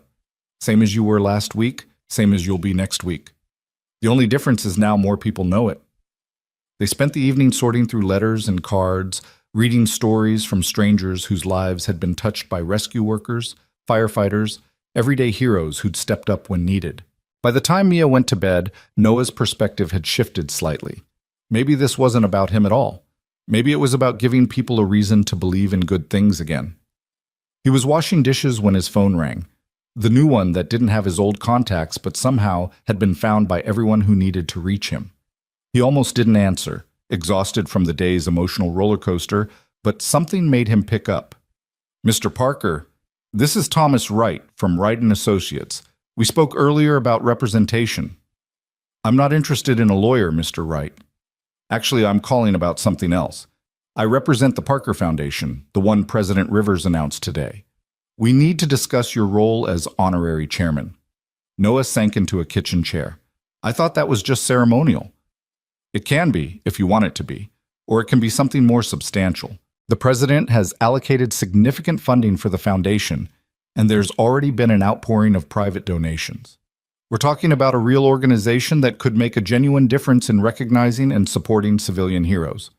Thomas paused. "But it needs someone at the helm who understands what heroism actually looks like. Someone who's lived it." "I'm a dock worker, Mr. Wright. I don't know anything about running a foundation." "You know about courage. You know about making impossible choices. You know what it feels like to risk everything for people you don't know." Thomas's voice was warm, persuasive. "The rest we can teach you. What we can't teach is authenticity, and that's what this foundation needs." Noah thought about the letters stacked in his living room, about Emma's crayon drawing, about Sam on the beach saying his brother's drowning didn't have to be the end of every drowning story. "Can I think about it?" he asked. "Of course. Take all the time you need." "But Noah, may I call you Noah? I hope you'll seriously consider it. The world needs this foundation, and the foundation needs you." After they hung up, Noah sat in his kitchen for a long time, listening to the house settle around him. The media camp outside had finally quieted, reporters packing up for the night or settling in for the long haul. Somewhere in the darkness, his old life was disappearing, being replaced by something he didn't quite recognize yet. He pulled out the medal Elena had given him, the one that had belonged to her grandfather. For courage when it mattered most. He turned it over in his hands, feeling its weight, wondering if he was brave enough for what came next. His phone buzzed with a text message from Elena. "Thank you for today. You reminded a lot of people that decency still exists. Sleep well, hero." Noah almost laughed at that. Hero. The word felt too big, too significant for someone who'd just done what needed doing. But maybe that was the point. Maybe heroism wasn't about being special or extraordinary. Maybe it was just about showing up when people needed you, about doing the hard thing because it was the right thing, about refusing to stand on shore while others drowned. He thought about Mia upstairs, asleep in her room, growing up in a world that desperately needed to believe good people still existed. He thought about Matthew taking his first breath after being pulled from death. He thought about Sarah, who'd faced cancer with more courage than he'd ever shown in his life. And he thought about the foundation, about the possibility of honoring people like Sarah, like the stranger who'd taught him to swim when he was 6, like the firefighters and EMTs and ordinary citizens who risked everything without expecting recognition. By the time Noah finally climbed the stairs to bed, he'd made his decision. He didn't know if it was the right one, didn't know if he was capable of what they were asking, but he knew he had to try. Because courage, he was learning, wasn't about being certain. It was about being terrified and moving forward anyway. Just like diving into hurricane-force water to save 2 drowning people. Just like standing on a stage in front of the world's media and telling the truth. Just like accepting that your quiet life was over and something bigger, something scarier, was beginning. Noah Parker might not have been a hero 4 days ago. But maybe, with time and effort and help from people who believed in him, he could become one. Or maybe he already was, and just needed to learn to accept it. The morning after the press conference, Noah woke to find his yard transformed into something resembling a memorial. Overnight, people had left not just flowers, but tokens of gratitude that spoke to the depth of what his actions had meant to strangers across the country. Teddy bears lined his fence. Handwritten signs thanked him in a dozen languages. Someone had left a lifeguard's whistle hanging from his mailbox with a note that read, "From one guardian to another." He stood at his window with coffee cooling in his hands, watching as more people arrived. Not reporters this time, but ordinary citizens who wanted to be near the place where the hero lived. A woman in her 60s placed a framed photograph by his gate. Noah couldn't see the image from this distance, but he could see her lips moving in what looked like a prayer. A man in a military uniform saluted the house before driving away. "It's like a pilgrimage," Mrs. Chen observed, appearing at his elbow with her own cup of tea. She'd let herself in through the back door again, a habit Noah had long since stopped questioning. "They need to believe in something good. You gave them that. I gave them a rescue. They're turning it into something else entirely. Same thing, different perspectives." Mrs. Chen sipped her tea thoughtfully. "Your wife understood this, you know. When she was sick, people would stop her at the grocery store, at Mia's school, just to tell her how brave she was. She always said she was just living her life, doing what needed doing, but to them, she was courage personified. She was proof that you could face the impossible with grace." Noah's throat tightened at the mention of Sarah. She hated the attention. Did she? Or did she hate that cancer made her a public spectacle when all she wanted was to be Mia's mom and your wife? Mrs. Chen turned to face him fully. There's a difference between unwanted attention and unasked for responsibility. Sarah rose to meet hers. "Now you have to decide if you'll rise to meet yours." Before Noah could respond, his phone rang. Thomas Wright, the foundation lawyer, calling at 7:30 in the morning. "I know it's early," Thomas said when Noah answered, "but I wanted to catch you before your day got away from you. Have you thought about my proposal?" Noah glanced at Mia's closed bedroom door, then at the growing crowd outside his window. "I'm considering it, but I need to understand what it actually means. What would I be responsible for?" Initially, guidance and vision. We have board members who can handle the administrative and legal aspects. What we need from you is the heart of the foundation, helping identify who deserves recognition, sharing your perspective on what civilian heroism looks like, being the face of the organization. Thomas paused. "And yes, before you ask, there would be public appearances, speaking engagements, media interviews. I know that's not appealing to you, but it's part of the package." "How much time are we talking about?" "That's negotiable. This doesn't have to consume your life, Noah. You're not giving up being a father or having a private existence. You're just agreeing to use your experience to help others." Thomas's voice softened. "Think about it this way. What if someone had started a foundation in your wife's name while she was fighting cancer? What if that foundation helped other families navigate the impossible choices and financial burdens that come with serious illness? Wouldn't you have wanted that to exist?" The question hit Noah squarely in the chest. During Sarah's illness, they'd nearly lost everything. Their savings evaporated by medical bills. Their home almost foreclosed on when Noah had to cut his hours to care for her. If someone had stepped in, if there had been support beyond the pity of neighbors and the inadequate help of insurance companies, maybe Sarah's last months could have been about living instead of just surviving. Yes, Noah admitted. I would have wanted that. Then give that to others. Give people who've sacrificed everything to help strangers the support they deserve. Make sure the next Noah Parker doesn't lose his job and face public suspicion for doing the right thing. Thomas let that sink in. The foundation can't change what happened to you, but it can change what happens to others like you. I need to talk to my daughter first. She's been through enough upheaval lately. Of course, take the time you need. But Noah, the world is watching right now. The momentum from yesterday's press conference won't last forever. If we're going to make this foundation meaningful, we need to move while people still care. After hanging up, Noah made pancakes, his mind churning through possibilities and concerns.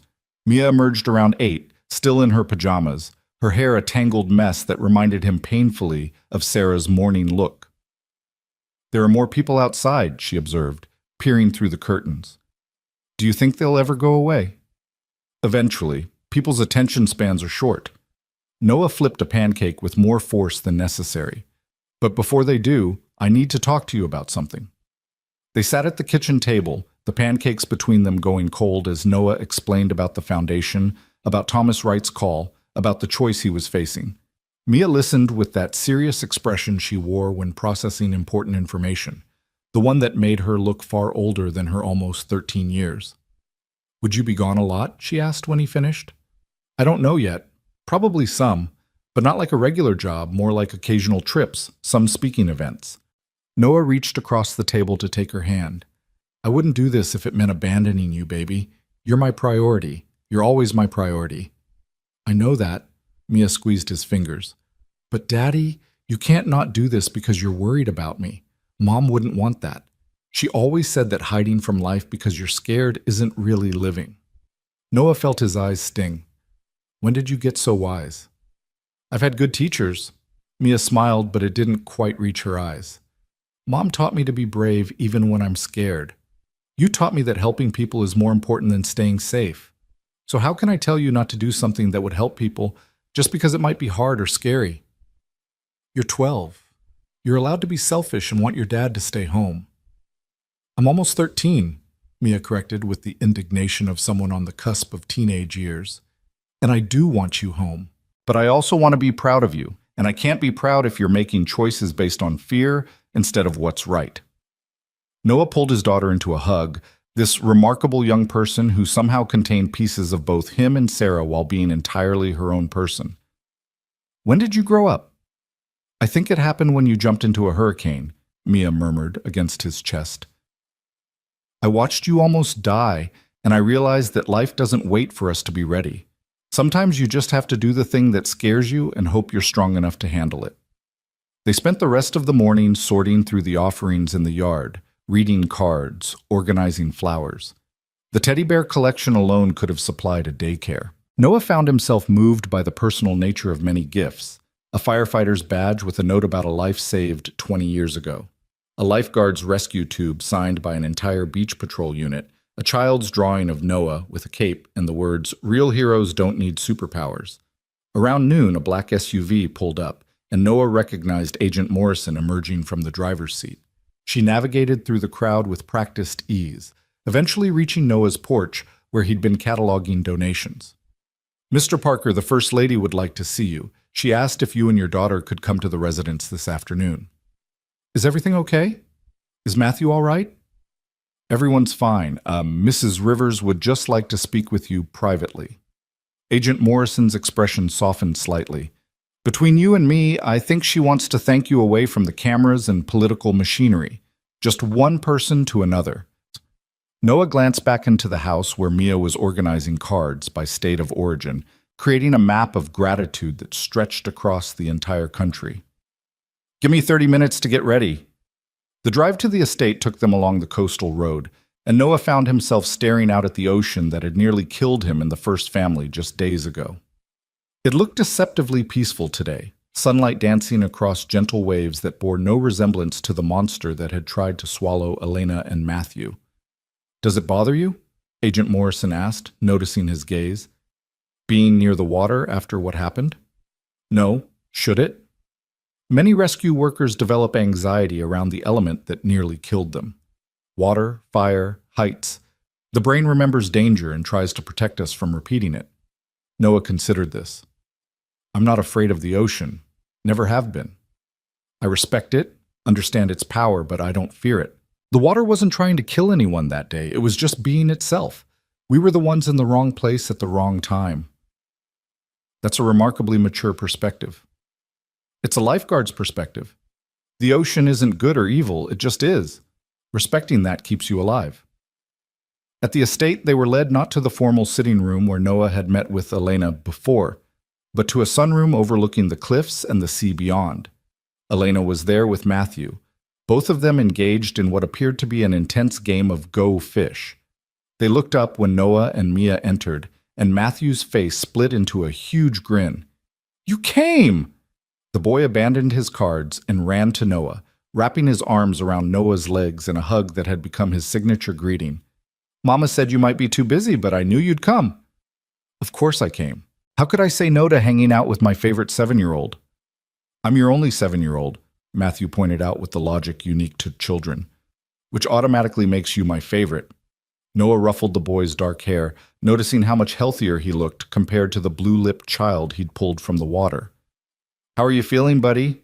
Good. The doctors say I'm all better. No water in my lungs anymore. Matthew said this with the casual tone of someone discussing the weather, apparently unaware of how close he'd come to death. Want to play Go Fish with us? Mama's winning, but I think she's cheating. I am not cheating, Elena protested, but her eyes sparkled with amusement. I'm just very good at remembering which cards have been played. That sounds like cheating with extra steps, Mia observed, and Matthew laughed with delight at finding an ally. They played several rounds of Go Fish, the conversation easy and natural in a way that probably looked bizarre to the Secret Service agent stationed discreetly around the room.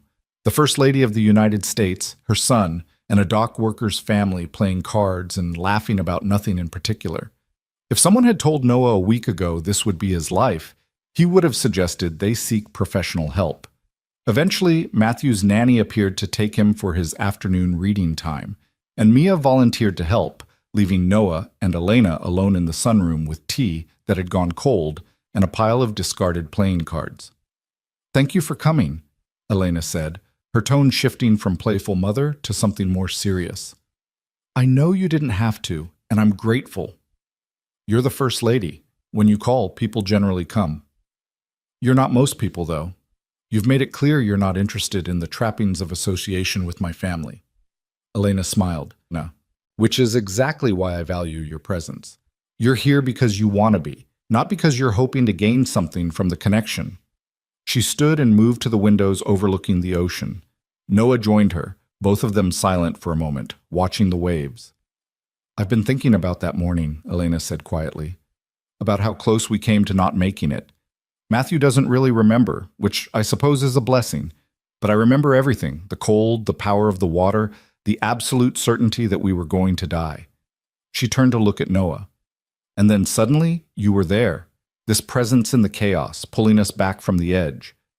I genuinely thought you were a hallucination at first, my brain conjuring a savior because the alternative was too terrible to accept.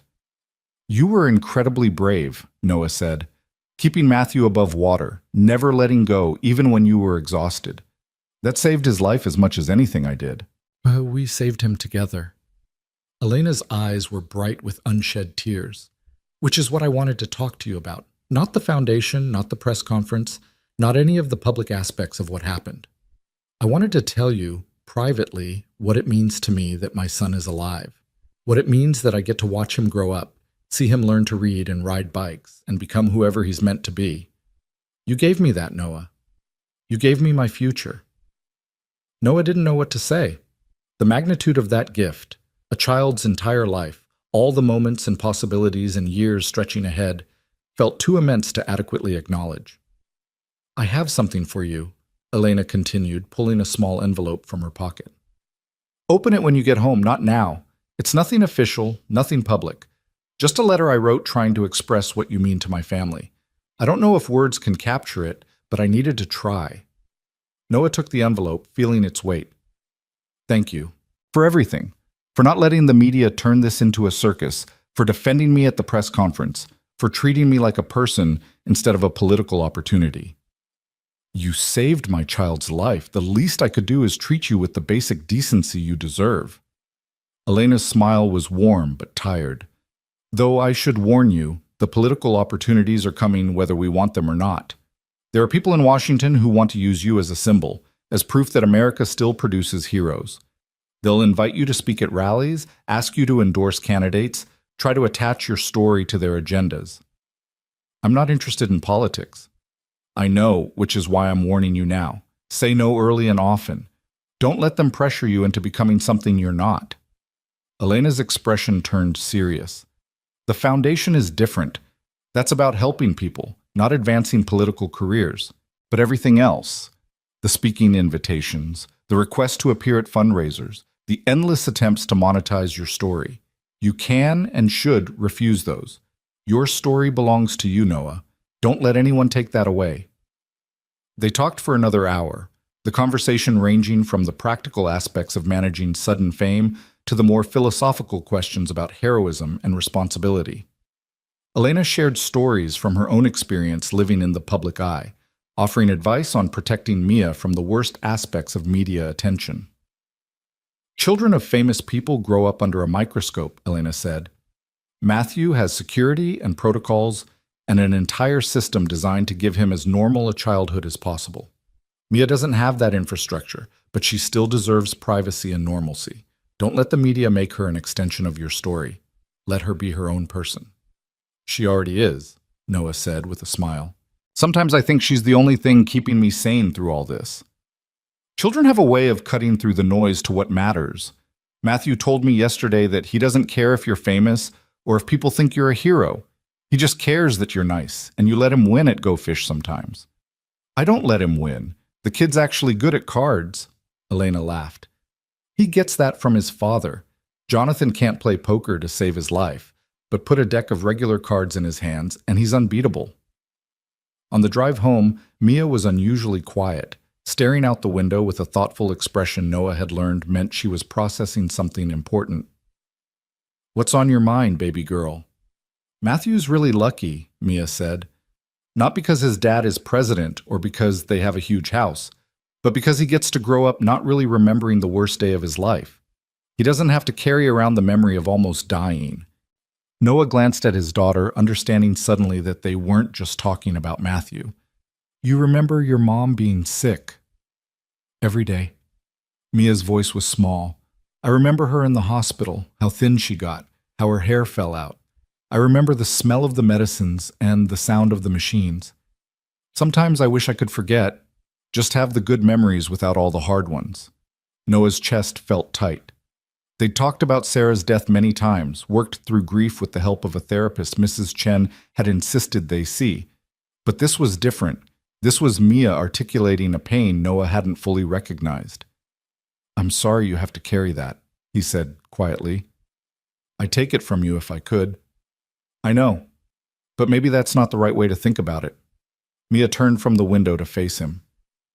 Mom used to say that the hard memories make us appreciate the good ones more. That if everything was easy, we'd never really understand what we have. Maybe remembering the bad stuff is what makes me grateful for the good stuff. Your mother was a wise woman. She learned from you, she said, that you taught her to find meaning in difficult things, to see challenges as opportunities for growth. Mia smiled. She told me once that she fell in love with you because you dove into a riptide to save a tourist who'd ignored the warning flags. She said most people would have called for help and waited for professionals, but you just went, and she knew right then that you were someone who didn't wait for permission to do the right thing. Noah's vision blurred. He'd forgotten about that rescue, one of dozens he'd performed during his lifeguard years. But Sarah had been on the beach that day, a college student on spring break, and apparently that moment had mattered more than he'd realized. I didn't know she was watching, he admitted. She was always watching, and she was always proud. Mia reached across the seat to squeeze his hand. I think she'd be really proud of what you're doing now. The foundation, standing up to people who doubted you, showing me that courage isn't about being fearless. It's about being scared and doing the thing anyway. They spent the rest of the drive in companionable silence, each lost in memories of Sarah and thoughts about the future.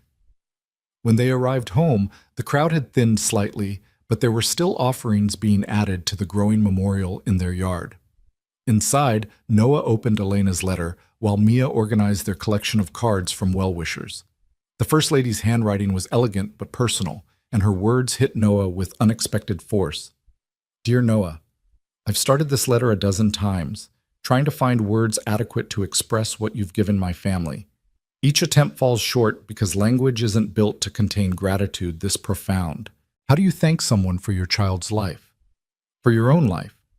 For every future moment that now exists because of choices made in seconds? You've probably heard thank you 1,000 times in the past few days. From me, from Jonathan, from strangers who see you as a symbol of something larger than one rescue. But I wanted you to hear it once more, quietly, in a moment away from cameras and politics and the weight of public expectation. Thank you for Matthew's first day of school, which will happen because you pulled him from the water. Thank you for his graduation, his wedding, his children, all the moments that exist now because you refused to let him drown. Thank you for giving me the chance to watch my son grow up, to be his mother for all the years ahead instead of just the 7 years behind. Thank you for reminding me that heroism isn't extinct, that courage still lives in unexpected places, that ordinary people can perform extraordinary acts without expecting reward or recognition. But most of all, thank you for being exactly who you are, a good man who saw people in trouble and helped them. That simple act of decency in a world that often feels short on decency has meant more than you can possibly know. You'll always be part of our family's story, Noah Parker, and I hope, in some small way, we've become part of yours. With gratitude beyond measure, Elena. Noah folded the letter carefully, his hands shaking slightly. This was real, not the media circus or the foundation or the strangers leaving offerings in his yard. This, a mother's gratitude for her child's life, this was what mattered. That evening, Thomas Wright called again.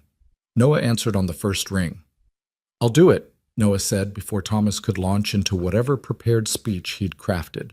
I'll chair the foundation. I'll do the speaking engagements and the interviews and whatever else needs doing, but on my terms. The foundation helps people who sacrifice for others, not just the ones who make headlines. And my daughter comes first, always. If there's ever a conflict between foundation work and being her father, she wins. Agreed. Thomas sounded relieved and energized.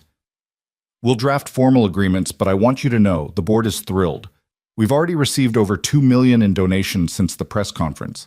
People want to support this vision. $2 million? Noah felt dizzy.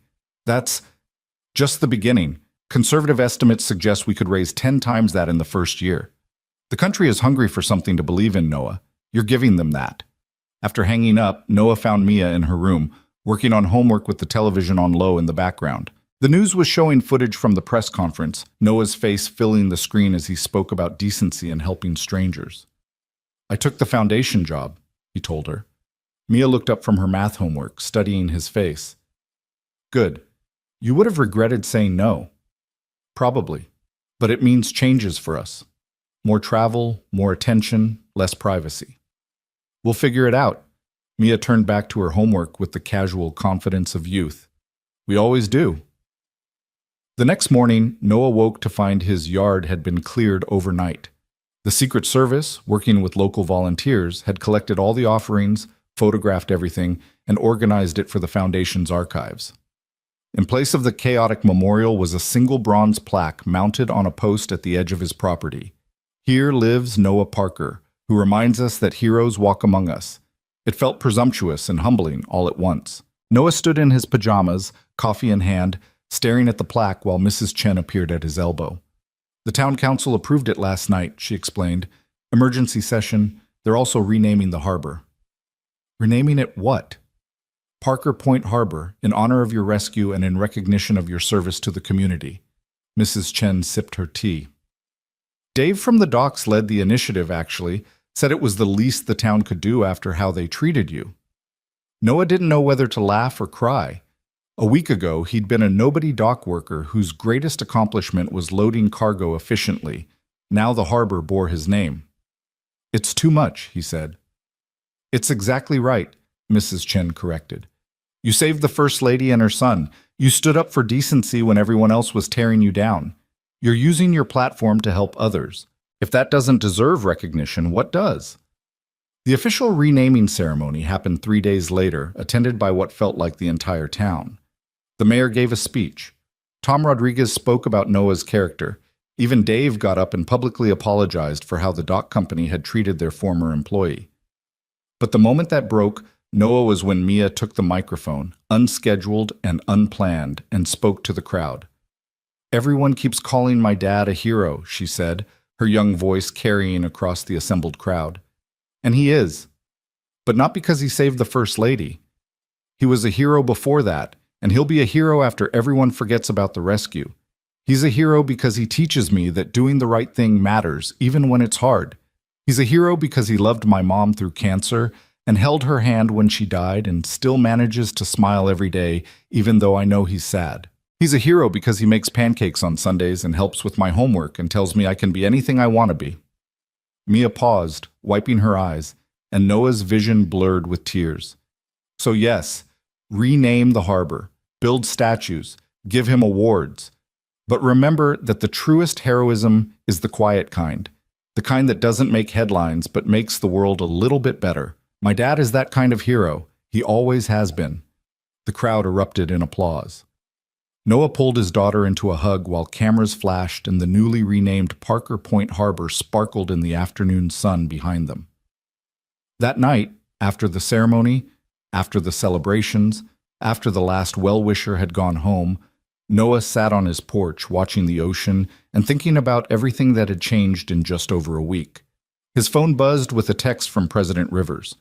"Watched your daughter's speech. She's remarkable. You've raised her well. The country is lucky to have both of you reminding us what truly matters." Noah typed a response. "Thank you for everything, for believing in me when others didn't, for defending me, for giving me the chance to turn this into something meaningful." The president's reply came quickly. "You did that yourself, Noah. I just gave you the platform, the courage, the grace, the decency. That was all you." As Noah sat there in the darkness, listening to the ocean and thinking about impossible rescues and unexpected futures, he realized something profound.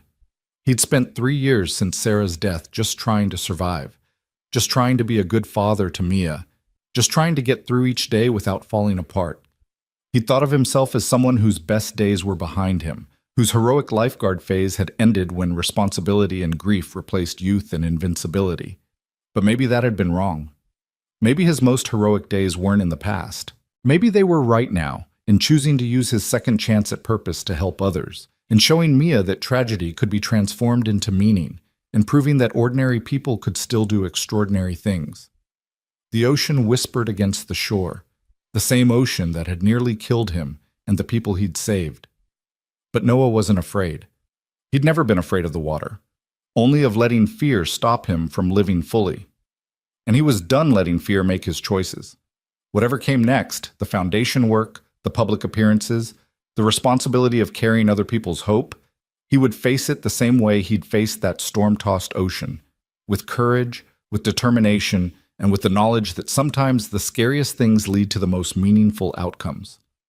His daughter was asleep inside, dreaming whatever dreams almost 13-year-olds dreamed. The first family was safe in their secure residence. Matthew probably also asleep, his future stretching ahead of him in ways that wouldn't have been possible without that desperate rescue. And somewhere across the country, people were reading about Noah's story and maybe, just maybe, finding the courage to be heroes in their own lives. That was enough. More than enough. It was everything. 6 months passed like water through cupped hands. Impossible to hold on to, impossible to slow down, each day bleeding into the next until Noah barely recognized the life he was living. The Parker Foundation had grown from an idea announced at a press conference into something real and tangible, with offices in Washington, D.C., a staff of 12, and a mission that resonated across the country. Noah found himself spending 2 weeks out of every month traveling, speaking at events, meeting with potential donors, and most importantly, identifying the quiet heroes the foundation existed to honor. But despite the chaos of his new life, despite the speaking engagements and board meetings and constant requests for his time, Noah had kept his promise. Mia came first, always. He was home for her 13th birthday party, helping Mrs. Chen hang streamers in their living room, while Mia's friends arrived with gifts and the kind of excited energy that only teenagers could generate. He was there for her school concerts, sitting in the audience while she played violin with the concentration she'd inherited from Sarah. He coached her soccer team on weekends when he wasn't traveling, and when he was away, he called every night to hear about her day, her homework, her dramas with friends. The media attention had faded somewhat, as media attention always did when the next crisis or scandal emerged to capture the public's imagination.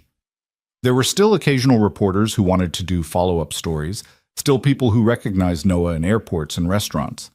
But the fever pitch of those first weeks had cooled into something more manageable, more sustainable. Noah was in his new foundation office, a modest space above a coffee shop in Briar Point, because he'd refused to relocate to D.C. permanently, when Thomas Wright called with news that made his hands go cold. "The foundation's been nominated for the Presidential Citizens Medal," Thomas said, his voice vibrating with excitement. "And Noah, they're not just honoring the foundation, they're specifically recognizing you. The ceremony is in 3 weeks. The president wants to present it personally."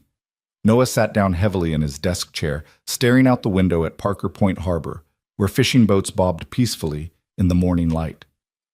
The Presidential Citizens Medal, that's one of the highest civilian honors in the country. It recognizes individuals who've performed exemplary deeds of service.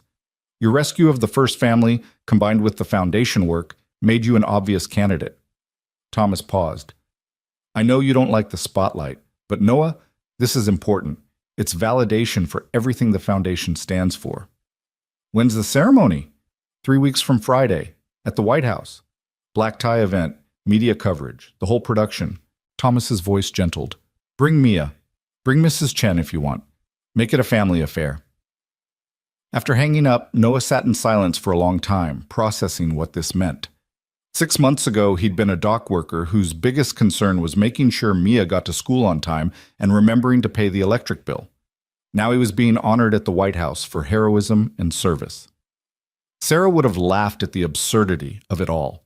She would have made some joke about Noah finally getting the recognition he deserved for putting up with her terrible cooking all those years. She would have bought a new dress for the ceremony and spent hours helping Mia pick out something appropriate, and made the whole thing feel less terrifying through the sheer force of her humor and grace. But Sarah wasn't here, and Noah had to navigate this alone. Except he wasn't alone. He had Mia, who'd grown 6 inches and gained a confidence that sometimes left him breathless. He had Mrs. Chen, who'd appointed herself the family's unofficial manager and chief supporter. He had the foundation staff, who'd become something like friends. And he had the memory of Sarah, guiding him even in her absence, reminding him through Mia's expressions and gestures that courage came in many forms. That evening, Noah broke the news over dinner, homemade lasagna that Mia had helped prepare, using Sarah's recipe that they'd finally felt ready to attempt. "The White House?" Mia's eyes went wide. "Like the actual White House? Where the president lives?" "That's the one." "And they're giving you a medal?" "Technically, it's recognizing the foundation's work. But yes, there's a medal involved." Mia set down her fork, her expression turning serious in that way that meant she was processing something important. "Mom would have been so proud." "She would have thought it was ridiculous," Noah countered gently. "Your mother never liked fancy ceremonies or formal events." "No, but she liked when good things happened to good people. And you're the best person I know, Daddy." Mia's voice was thick with emotion. "You saved people's lives and then used that to help other people who saved lives. That's not ridiculous. That's exactly what a hero should do." Mrs. Chen, who'd been quietly eating her lasagna, spoke up. "The girl is right. Sarah would have been proud. Maybe uncomfortable at the fancy party, but proud of the man you've become." "I haven't become anyone different. I'm still just me." "That's what makes it meaningful," Mrs. Chen said firmly. "You didn't let fame change you. You didn't let recognition make you arrogant. You just kept being Noah Parker, decent man from Briar Point, who helps people because that's what decent people do. That's the real accomplishment. The 3 weeks passed in a blur of preparation. Noah had to be fitted for a tuxedo, which felt absurdly formal for someone who lived in jeans and flannel shirts. Mia got a new dress, midnight blue with silver accents that made her look heartbreakingly grown up. Mrs. Chen insisted she was fine in something from her closet, but Noah took her shopping anyway and bought her an elegant pantsuit that made her tear up in the dressing room. "I'm just the neighbor," she protested. "You don't need to spend money on me." "Your family," Noah corrected. "You've been family since Sarah died, maybe even before. And family gets nice clothes for White House ceremonies." The foundation threw a small celebration the week before the trip, with the staff presenting Noah with a framed collage of photos from their first 6 months of operation. Images of the people they'd honored: a firefighter who'd run into a burning building 7 times to save residents, a teacher who'd used her body to shield students during a school shooting, a homeless veteran who'd pulled a child from a frozen lake. Each face represented a story of courage, of sacrifice, of ordinary people doing extraordinary things. "You built this," Thomas said, his hand on Noah's shoulder as they studied the collage. "6 months ago, this was just an idea. Now we've recognized 43 civilian heroes, provided financial support to 17 families facing hardship because of their heroic actions, and inspired thousands of people to submit nominations for others they believe deserve recognition. That's your legacy, Noah." "It's our legacy," Noah corrected. "I'm just the face. You're the one making it function." "Maybe. But faces matter. Symbols matter. You gave people something to believe in, and that belief is changing lives." The flight to Washington, D.C. was Noah's first time on a private plane. The foundation had offered to cover commercial tickets, but President Rivers had insisted on sending a plane, saying it was the least he could do. Mia spent the entire flight with her face pressed to the window, watching clouds and landscapes scroll by beneath them. Mrs. Chen knitted calmly, her needles clicking in a rhythm that Noah found oddly soothing. They landed at a private airfield where a car was waiting to take them to their hotel. Not just any hotel, but the historic Willard Intercontinental, where apparently every president since Franklin Pierce had stayed at some point. Their suite overlooked Pennsylvania Avenue, and Mia immediately started planning how early they'd need to wake up to watch the city come alive. "This is surreal," Noah said, standing at the window in his undershirt and dress pants, his bow tie hanging loose around his neck. The ceremony was in 2 hours, and he'd been standing here for 20 minutes, trying to make his hands stop shaking enough to tie the damn thing. "Let me." Mrs. Chen appeared at his elbow, taking the bow tie with practiced efficiency. "I used to tie these for my husband before his business dinners. The trick is confidence and proper tension." She worked quickly, her fingers deft despite her age, and within seconds, Noah's bow tie was perfect. "How do you know how to do everything?" he asked. "I've lived 82 years, Noah. You learn things." She patted his chest, smoothing the fabric. "Your wife would be proud, not of the medal or the recognition, but of who you've remained through all of this. That's the real achievement." Mia emerged from the bedroom in her midnight blue dress, her hair swept up in a style that made her look far older than 13. Noah's breath caught. "Baby, you look beautiful." "I look like a kid playing dress-up," Mia said, but she was smiling. "Do you think Matthew will be there at the ceremony?" "Probably. The whole first family usually attends these things." "Good. I want him to see that we clean up nice." Mia checked her reflection one more time, then turned to face Noah with an expression of surprising maturity. "Are you nervous?" "Terrified." "Good. Mom always said that if you're not scared, you're not doing anything important." Mia crossed the room and took his hand. "Let's go do something important, Daddy." The White House was exactly as imposing as Noah had imagined, all white columns and manicured lawns and security that made the Secret Service details he'd grown accustomed to look casual by comparison. They were escorted through corridors lined with portraits of former presidents, past rooms where history had been made, to the East Room where the ceremony would take place. The room was already filling with people, politicians and military brass and civilians who'd been selected for various honors. Noah recognized a few faces from the Foundation's work, heroes they'd honored in the past 6 months who'd been invited to attend. Seeing them here, dressed in their finest, reminded Noah why all of this mattered. These were the people the Foundation existed to celebrate. "Noah!" Matthew's voice cut through the formal atmosphere, and suddenly the 7-year-old was running toward him with the enthusiasm only children could muster at state events. "You came! Mama said you were getting a medal too." "Hey, buddy." Noah crouched down to Matthew's level, accepting the enthusiastic hug. "Look at you in your fancy suit. Very presidential." "I have to wear it for ceremonies. It's uncomfortable, but Mama says that's part of being in the first family." Matthew pulled back, studying Noah seriously. "Are you nervous?" "When I got an award at school, I was so nervous I forgot my speech." "I'm definitely nervous, but I figure if I mess up, at least I'll do it in spectacular fashion." Matthew giggled. "That's what Daddy says, too. He says if you're going to fail, fail big." Elena appeared then, elegant in a navy dress that probably cost more than Noah's truck, but her smile was warm and genuine. "Noah, you look wonderful. And Mia, that dress is absolutely perfect on you." "Thank you, Mrs. Rivers." Mia's voice was shy but steady. "Your home is beautiful." "It's the people's home, really. We're just living in it temporarily." Elena's eyes found Noah's. "Could I speak with you privately for just a moment, before the ceremony starts?" They stepped into a smaller anteroom, leaving Mia with Mrs. Chen and Matthew with his nanny. Elena closed the door behind them, her expression shifting from formal First Lady to something more personal. "I wanted to thank you again," she said, "not just for the rescue, though God knows I'll never stop being grateful for that, but for what you've done since. The foundation, the work you're doing to recognize civilian heroes. It matters, Noah. It matters more than you probably realize. I'm just trying to honor what you and the president started." "No, you're doing something more than that. You're changing the narrative about what heroism looks like in America.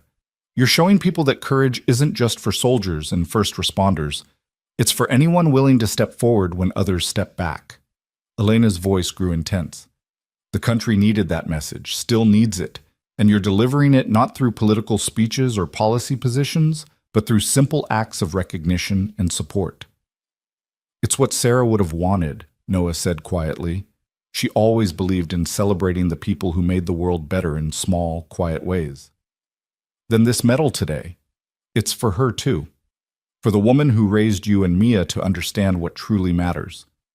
They returned to the East Room just as the ceremony was beginning. Noah took his seat in the front row, Mia on one side and Mrs. Chen on the other, while President Rivers took the podium and began speaking about the importance of civilian service, about the heroes who walked among them unrecognized, about the duty of a nation to honor those who sacrifice for others. "Today, we recognize individuals who represent the best of American courage and service," Jonathan said, his voice carrying the weight of presidential authority. "These are not people who sought recognition. They're not people who acted for reward or acclaim. They're simply people who saw a need and met it, who saw danger and faced it, who saw others suffering and helped them." One by one, recipients were called forward. A postal worker who'd performed CPR on a heart attack victim. A group of teenagers who'd pulled a family from a burning car. A nurse who'd worked double shifts for 6 months during the pandemic, sacrificing her own health to care for others. Each story was remarkable. Each person was humble in their acceptance. And then President Rivers called Noah's name. Noah Parker needs no introduction to anyone following the news 6 months ago. His rescue of my wife and son during a hurricane was captured on camera and broadcast around the world. But what many people don't know is what Noah has done since that moment. He's built a foundation that has recognized and supported dozens of civilian heroes, providing financial assistance to families affected by heroic actions, funding training programs for first responders, and most importantly, reminding America that heroism is not dead. It's all around us, waiting to be acknowledged. Noah stood on shaking legs and made his way to the podium. The president shook his hand, then pulled him into a brief embrace. "Thank you," Jonathan whispered, "for everything." The medal was heavier than Noah expected, solid and real in his hands as the president placed it around his neck. The room erupted in applause, but Noah barely heard it. He was thinking about Sarah, about the life they'd built together, and the life he was building without her. He was thinking about Mia, sitting in the front row with tears streaming down her face and pride shining in her eyes. He was thinking about the scared little boy he'd pulled from the ocean, now sitting safely beside his mother, alive and whole and full of possibility. Thank you, Mr. President, Noah managed when the applause died down enough for him to speak. He turned to face the audience, the medal heavy against his chest. 6 months ago, I was a dock worker who happened to be in the right place at the right time with the right skills. I didn't think of myself as a hero. I still don't, honestly. But I've learned something through this experience, through the foundation, through meeting the remarkable people we've honored. He paused, gathering his thoughts, aware that this moment was being broadcast, that millions of people were watching, that his words would be analyzed and quoted and dissected. Heroism isn't about being fearless. It's about being terrified and acting anyway. It's not about seeking recognition. It's about doing what needs doing because it's right. And it's not rare or special. It's happening all around us, every day, performed by ordinary people who simply refuse to walk past suffering or danger without trying to help. Noah's voice grew stronger. The foundation exists because those people deserve recognition. Not because recognition makes them heroes, but because recognizing them might inspire others to act when their moment comes, to choose courage over comfort, to choose service over safety, to choose to be the person who dives into the water instead of the person who stands on shore watching others drown. He looked directly at Mia, this remarkable young woman who'd lost her mother and survived her father's transformation into a public figure and still managed to be kind and brave and wise beyond her years. My daughter told me once that real heroism is the quiet kind, the kind that doesn't make headlines but makes the world better. She was right. The truest heroes are the ones you never hear about. The parents working 3 jobs to support their families, the teachers spending their own money on classroom supplies, the neighbors who check on the elderly during storms, the strangers who stop to help someone change a flat tire. Noah's throat felt tight. The foundation can't honor everyone who deserves it. We can't even come close. But we can try to change the culture. We can try to build a society where helping others is celebrated instead of questioned, where courage is recognized instead of dismissed, where decency is the norm rather than the exception. The room was absolutely silent now, everyone leaning forward, hanging on his words.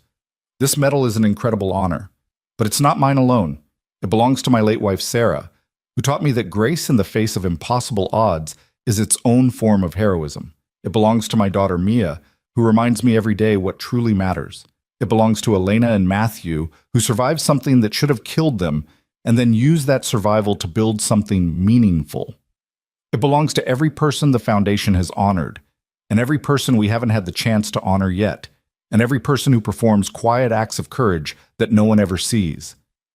Noah's hand found the medal hanging from his neck, feeling its weight, its significance. 6 months ago, I pulled 2 people from the ocean. Today, I stand here because of what happened next, because they chose to transform that moment into something bigger than one rescue. They chose to build a foundation that would help others, that would recognize heroism in all its forms, that would remind America of its better nature. He looked at President Rivers, at Elena sitting in the audience with her arm around Matthew. So thank you, Mr. President, for this honor. Thank you, Elena, for your grace and support. Thank you to everyone who's contributed to the foundation, everyone who's nominated someone for recognition, everyone who's chosen to be a hero in their own small way.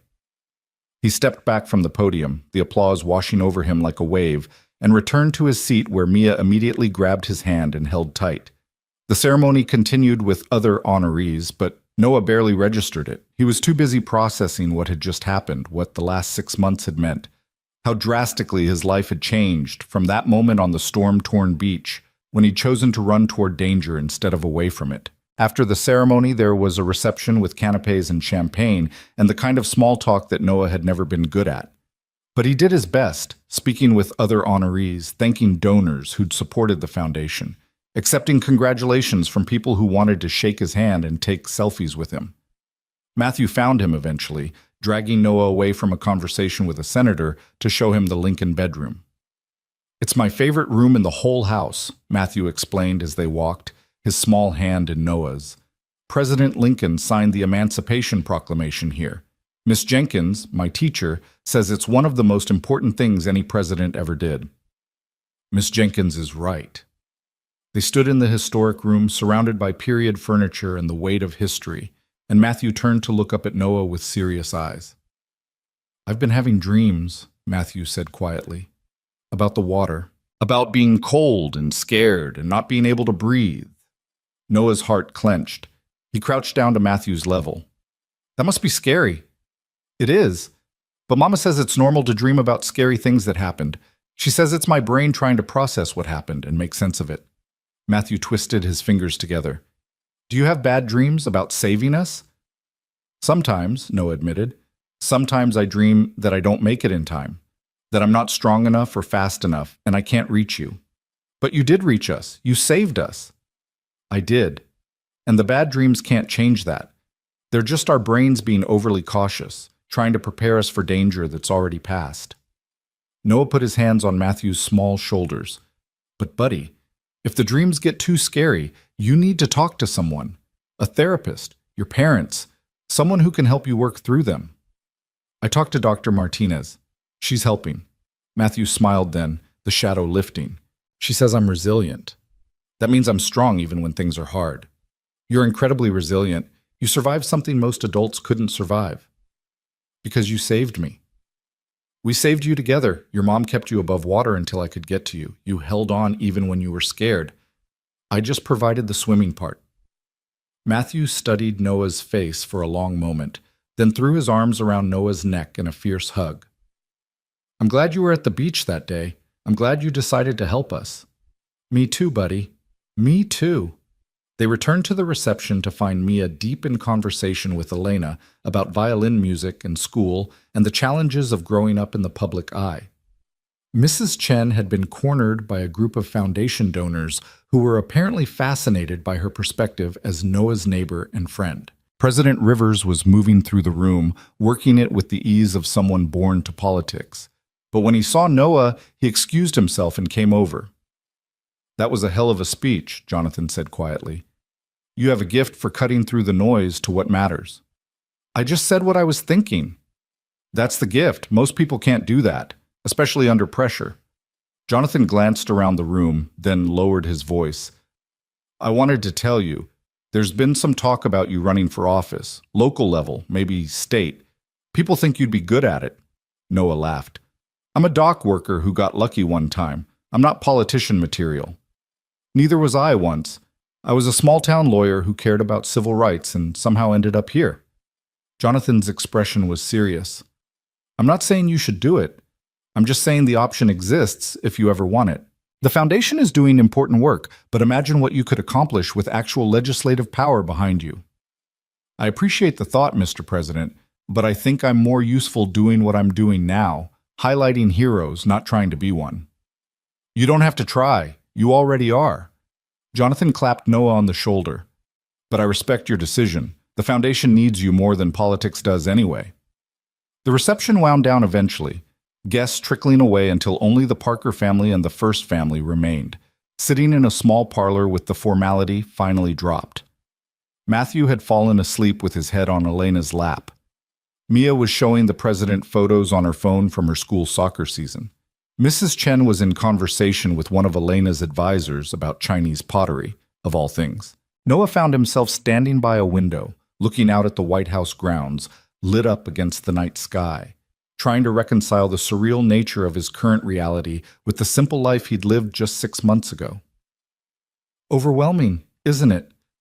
Elena had appeared beside him, careful not to disturb the sleeping Matthew. Being here, being part of this world. It took me years to stop feeling like an imposter. Do you still feel that way sometimes? Every day. She smiled. But I've learned that feeling like an imposter just means you understand the weight of what you're doing. The people who never feel that way are the ones you have to worry about. They stood in comfortable silence for a moment, watching the night. The foundation is going to keep growing, Elena said eventually. The work you're doing is resonating with people in ways that surprised even Jonathan. You're giving them something to believe in. That's a lot of pressure. It is, but you're handling it with grace. More importantly, you're handling it without losing yourself. That's rare, Noah. Most people who get thrust into the spotlight either become obsessed with fame or crushed by the pressure. You've just kept being yourself. A good father, a decent man, someone who helps people because that's what decent people do. I have good people around me. Mia keeps me grounded. Mrs. Chen keeps me humble. The foundation staff keeps me focused. Noah turned to look at Elena. And you and the president gave me a platform to turn one moment of action into something that matters. I'm grateful for that. We're grateful you were on that beach, not just because you saved us, though God knows we'll never stop being grateful for that, but because the man you are, the person you've proven yourself to be, that's exactly who this country needed to see right now. The drive back to the hotel felt like returning from a dream. Mia dozed against Noah's shoulder while Mrs. Chen knitted in comfortable silence. The city lights blurred past the windows, and Noah found himself thinking about the medal in its presentation box, about the weight of what it represented, about the responsibility that came with recognition. Back at the hotel, after Mia had gone to bed and Mrs. Chen had retired to her room, Noah stood on the balcony overlooking Pennsylvania Avenue, his phone in his hand, scrolling through messages. Hundreds of them, from people he knew and strangers alike, congratulating him on the medal, thanking him for the foundation, sharing their own stories of everyday heroism. One message stood out, from Sam Morrison, the man who'd approached him on the beach months ago, the one whose brother had drowned. Watched the ceremony tonight. You said something about changing the culture, about building a society where helping others is the norm. I want you to know you're succeeding. Since our conversation on the beach, I've volunteered with the local water rescue team. I've learned CPR. I've made it my mission to be someone who could save a life if the moment comes. You inspired that. Thank you for reminding me that my brother's death doesn't have to be the end of the story. It can be the beginning of me making sure other brothers don't drown. Noah read the message 3 times, his eyes blurring with tears. This was it. This was what mattered. Not the medal or the recognition or the fancy ceremony at the White House. This, one person choosing courage, choosing to be ready to help, choosing to transform grief into purpose. He thought about Sarah, about how she'd lived her final months with grace and humor despite the pain. How she'd made Noah promise not to let grief stop him from living fully, from taking risks, from being the kind of father Mia deserved. He'd tried to honor that promise, but he'd also hidden behind it, using fatherhood as an excuse to avoid risks, to play it safe, to never fully engage with life again. Until the storm, until 2 people drowning, until the choice between safety and courage.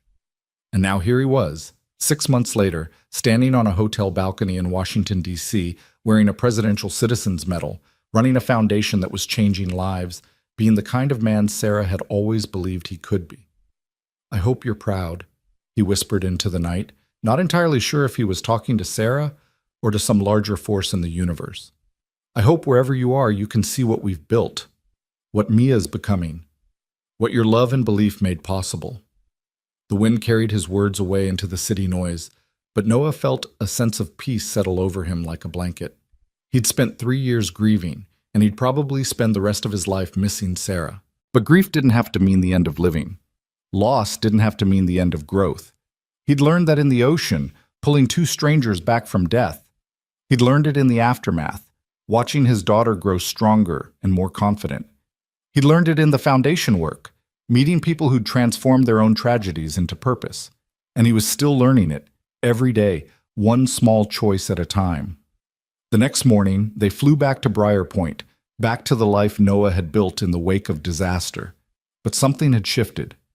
Maybe it was the medal, or the ceremony, or Jonathan's words about having a gift for cutting through noise. Maybe it was Sam's message about choosing to be ready to help.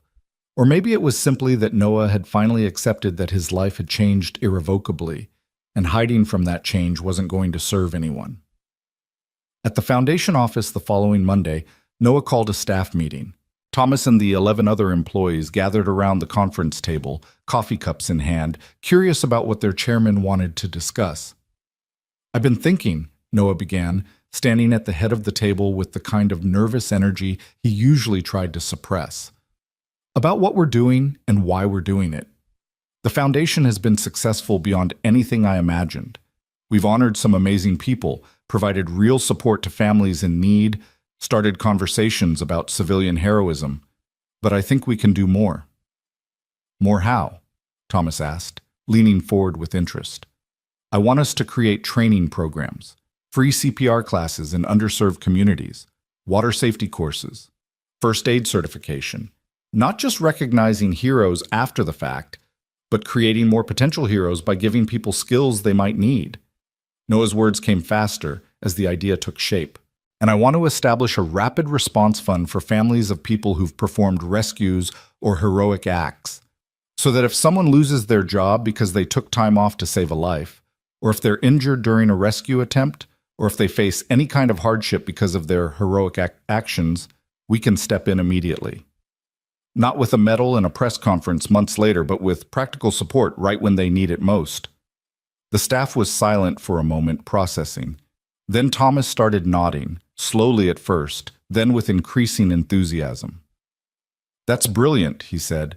"It transforms us from a recognition organization into something more comprehensive. We're not just celebrating heroism after the fact, we're actively creating conditions for more heroism to happen." Exactly. Noah felt the rightness of it in his bones. Sarah used to say that the best way to honor someone is to embody the values they represented. We honor heroes by creating more heroes. We recognize courage by teaching courage. The meeting lasted 3 hours as they sketched out plans, discussed funding, debated logistics. By the end, they had the outline of an expansion that would triple the foundation's budget and scope. It was ambitious. It was risky. It was exactly what they needed to do. Noah left the office as the sun was setting, driving home through streets he'd known his entire life, but which felt somehow different now. Parker Point Harbor glinted in the fading light, fishing boats returning from a day at sea. The bronze plaque at the edge of his property caught the sun, announcing to anyone who cared that a hero lived here. Mia was in the kitchen when he arrived, working on homework while something that smelled suspiciously like burning garlic filled the air. "I'm trying to make dinner," she explained, waving smoke away from a pan on the stove. "It's not going great." Noah laughed and gently moved her aside, rescuing what turned out to be an attempt at pasta carbonara. "What made you decide to cook?" "I was thinking about Mom, about how she always made dinner even when she was tired from treatment, how she said cooking for people was an act of love." Mia's voice was thoughtful. "I wanted to try loving you the way she did." Noah pulled his daughter into a hug, holding her tight while the pasta water boiled over and the smoke alarm threatened to go off. "You love me exactly right, baby girl, just by being you." They salvaged dinner together, working side by side in the kitchen the way he and Sarah used to, and Noah taught Mia the tricks Sarah had taught him: how to tell when pasta was done, how much salt to add to the water, how to make a sauce that didn't separate. It was ordinary and profound all at once, this passing down of knowledge, this continuation of Sarah's presence through the small rituals of daily life. Over dinner, which turned out surprisingly edible despite the rocky start, Noah told Mia about the Foundation's expansion plans. She listened with the same serious attention she'd given his medal ceremony, asking thoughtful questions about logistics and funding. "So you'd be teaching people how to save lives," she said when he finished explaining. "Not just recognizing people who've already done it." "Right. Creating more potential heroes instead of just celebrating existing ones." "Mom would love that." Mia smiled. She always said the best memorial to someone is living out their values. Teaching people to save lives, that's living out what you believe in. That night, Noah sat on his porch with a beer and his phone, finally allowing himself to read through all the messages that had accumulated since the White House ceremony. Most were congratulations and well wishes, but scattered among them were stories, people sharing their own experiences with heroism, both performing and receiving it. A woman whose husband had died saving neighbors from a fire, grateful that the Foundation was recognizing people like him. A teenager who'd pulled a friend from a car accident and was dealing with PTSD from the experience, asking if the Foundation could help with therapy costs. An elderly man who'd performed CPR on a stranger 50 years ago and never told anyone, wondering if it was too late to share his story. Noah responded to each one personally, spending hours typing on his phone while the ocean whispered in the distance. He promised the widow that they'd honor her husband's memory. He arranged for the teenager to receive therapy funding. He assured the elderly man that heroism never had an expiration date and encouraged him to share his story for the Foundation's archives. By the time he finally went to bed, it was past midnight, but Noah felt a sense of purpose that went beyond medals and ceremonies. This was the real work, the individual connections, the personal impact, the steady accumulation of small acts that added up to something meaningful. The Foundation's expansion launched 2 months later with a press conference that attracted significantly less attention than the White House ceremony, but felt more substantial in its implications. Noah stood at a podium in Briar Point Community Center, the same building where the original press conference had been held, and announced free CPR classes beginning the following week, water safety courses launching that summer, and a rapid response fund that would provide immediate financial support to heroes and their families. "We're not just recognizing heroism anymore," Noah told the assembled reporters and community members. "We're actively creating conditions for more heroism to happen. Because courage isn't innate, it's teachable. Skills can be learned. Confidence can be built. And when people know they have the training and support to help others, they're more likely to act when the moment comes." The first CPR class filled up within hours of registration opening. By the end of the week, they had a waiting list of over 300 people. The water safety courses, taught by retired lifeguards and Coast Guard personnel, attracted families from across the region. And the Rapid Response Fund received its first application within days from a woman who'd been injured rescuing a child from an abusive situation and couldn't work while recovering. The foundation approved her request immediately, covering her lost wages and medical expenses. When Noah called to tell her the news, she wept with relief. "I thought I was going to lose my apartment," she said through tears. "I thought doing the right thing was going to cost me everything. Thank you for proving that helping people doesn't have to mean destroying your own life." "That's exactly what the foundation exists to prevent," Noah replied. "You did something brave and important. You deserve support, not hardship." Summer arrived in a burst of warmth and possibility. The harbor filled with boats and tourists and locals enjoying the extended daylight. Mia turned 14 with a beach party that drew half her grade, and Noah stood on the sand watching his daughter laugh with her friends and felt Sarah's absence and presence simultaneously, absent in body, but present in every gesture Mia made, every kindness she showed, every moment of grace she embodied. One evening in late July, Noah received a call from Elena. They'd stayed in touch over the past year, occasional texts and phone calls that had evolved from formal gratitude to genuine friendship. But something in her voice this time was different, excited and nervous at once. "I'm calling with an ask," Elena said after the initial pleasantries. "A big one, actually. You can absolutely say no." "What's the ask?" "The Democratic National Convention is next month. Jonathan's giving his speech accepting the nomination for his second term. We'd like you to introduce him." Elena rushed on before Noah could respond. "I know you don't like politics. I know you've deliberately stayed out of that arena. But Noah, your story is about more than politics. It's about decency and courage and the best of what America can be. Having you introduce Jonathan would send a message about the kind of leadership we need, leadership that recognizes and elevates everyday heroes." Noah was silent, his mind racing. Introducing the president at the Democratic National Convention would thrust him back into the spotlight he'd mostly escaped. It would make him a political figure whether he wanted that or not. It would invite scrutiny and criticism and the whole exhausting circus of partisan politics. But it would also give him a platform to talk about the foundation, about civilian heroism, about the values he'd spent the past year promoting. It would put him in front of millions of people who might be inspired to take CPR classes, to support the foundation, to choose courage in their own lives. "Can I think about it?" he asked finally. "Of course. Take all the time you need, but Noah, I wouldn't ask if I didn't think this was important. Not for Jonathan's campaign, but for the larger message we're trying to send about what kind of country we want to be." Noah discussed it with Mia over dinner that night, laying out the pros and cons, asking for her perspective. She listened carefully, chewing her bottom lip the way Sarah used to when processing difficult decisions. "It's going to make things crazy again," Mia said eventually. "The media attention will come back. People will have opinions about everything you say. It'll be like those first few weeks after the rescue all over again." "I know. Which is why I want your input. This affects you too." Mia set down her fork, looking at her father with eyes that seemed far too mature for 14. "Daddy, if you don't do this, will you regret it?" The question cut straight to the heart of the matter. Noah thought about all the choices he'd made in the past year, diving into the hurricane, accepting the foundation role, expanding their mission, every small decision to choose courage over comfort.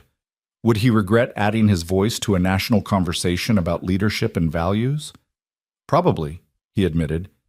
Then you should do it. We'll handle whatever comes after together. We always do. Noah called Elena back that night and accepted. The next month was a blur of preparation, writing and rewriting his speech, practicing delivery, coordinating with convention organizers, managing the inevitable media interest in his role. But through it all, Noah kept his focus on what mattered, using this platform to advance the Foundation's mission, to celebrate civilian heroism, to remind people that courage came in many forms. The Democratic National Convention was held in Chicago, a massive production with thousands of delegates and hundreds of thousands of spectators. Noah had been to exactly one political event before in his life, a town council meeting about zoning regulations. This was something else entirely, but when he walked onto that stage looking out at a sea of faces and cameras and delegates waving signs, he didn't feel intimidated. He felt clarity, because this wasn't about politics or parties or elections. This was about the same message he'd been sharing for a year, that ordinary people could do extraordinary things, that courage was alive in America, that helping others mattered more than personal advancement. "My name is Noah Parker," he began, his voice steady despite his racing heart. "A year ago, I was a dock worker in Briar Point, Maine. My biggest concerns were making sure my daughter got to school on time and remembering to pick up milk at the grocery store. I had no involvement in politics, no particular interest in national affairs. I was just a guy trying to get through each day and be a decent father." He paused, letting that ordinariness sink in. Then a hurricane hit, and I saw two people drowning, and in that moment, I had a choice. Stay safe on shore or dive into impossible water to help strangers. I chose to dive. Not because I'm special or brave or extraordinary, I chose to dive because it was the right thing to do, and I had skills that might make a difference. That's it. That's the whole calculation. The convention hall was absolutely silent now, thousands of people hanging on his words. The woman I saved that day turned out to be Elena Rivers, our First Lady. The child I pulled from the water was Matthew, the president's son. And my life changed completely because of that rescue. But here's what I learned in the years since. The most important changes weren't the external ones, the media attention, the foundation, the medal from the president. The most important changes were internal. I learned that courage isn't a feeling, it's a choice. I learned that heroism isn't rare. It's everywhere, waiting to be recognized.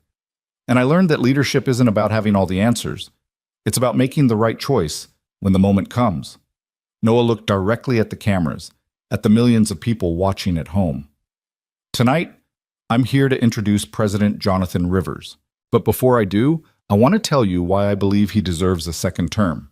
Not because of policy positions or political affiliations or party loyalty. I believe in Jonathan Rivers because when his family nearly died, his response wasn't about politics or optics or how it would affect his approval ratings. His response was to ask how he could transform that moment into something that would help others. He created the Parker Foundation not to honor me, but to honor the idea that civilian heroism deserves recognition and support. He chose to use his platform to elevate ordinary courage. That's the kind of leadership America needs, leadership that sees the best in people and works to bring it out. The applause started then, building to something that felt like thunder in the massive space. Noah raised his voice to be heard over it. We live in divided times, cynical times, times when it's easy to believe that courage is dead, that decency doesn't matter, that helping others is naive or foolish. But I'm here to tell you that's a lie. Courage is alive in America. It lives in teachers who spend their own money on classroom supplies. It lives in neighbors who check on the elderly during storms. It lives in strangers who stop to help someone change a flat tire. It lives in the single mother working 3 jobs to support her family. It lives in the veteran struggling with PTSD who still shows up to mentor at-risk youth. It lives everywhere you look, if you're willing to see it. Noah's voice grew stronger, more passionate. The Parker Foundation has spent the past year recognizing and supporting these everyday heroes. We've provided financial assistance to families facing hardship because of heroic acts. We've taught thousands of people CPR and water safety skills. We've created a rapid response fund so that doing the right thing doesn't have to mean destroying your life. And we've done this because President Rivers believed it mattered, because he understood that a nation's character is measured not by how we treat the powerful, but by how we support the people who sacrifice for others. He turned toward the wings where Jonathan was waiting, then back to the audience. So, tonight, I'm proud to introduce a leader who dives into the water when others stand on shore. A president who recognizes that true strength comes from lifting others up. A man who saved my family by believing in the power of everyday courage. Ladies and gentlemen, the President of the United States, Jonathan Rivers. The convention erupted as Jonathan walked onto the stage, embracing Noah before taking his place at the podium. Noah walked off into the wings where Elena was waiting, Matthew at her side, both of them with tears in their eyes.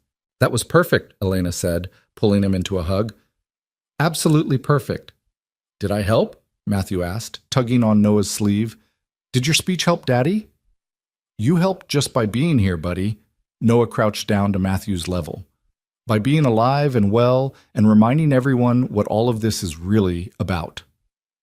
The convention continued late into the night, but Noah and his family left relatively early, escaping the chaos for the quiet of their hotel suite.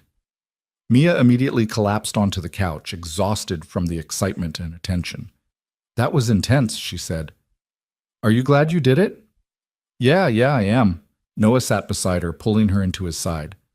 "I got to talk about what matters. The foundation, civilian heroism, the importance of choosing courage.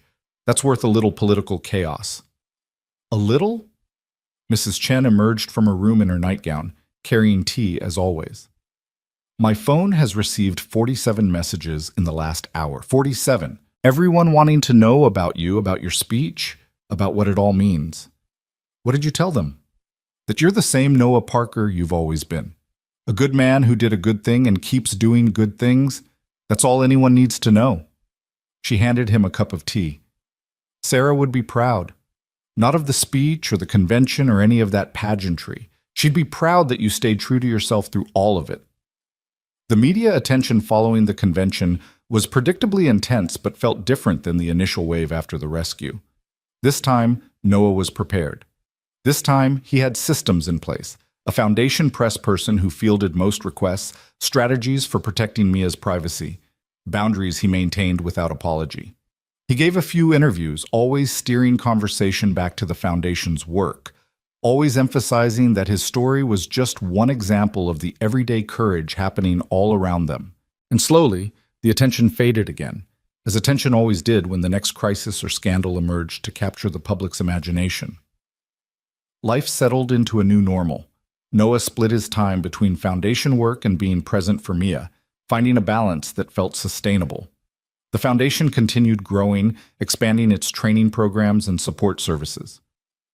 They opened a second office in Chicago, then a third in Houston, each location staffed by people who believed in the mission of recognizing and supporting civilian heroes.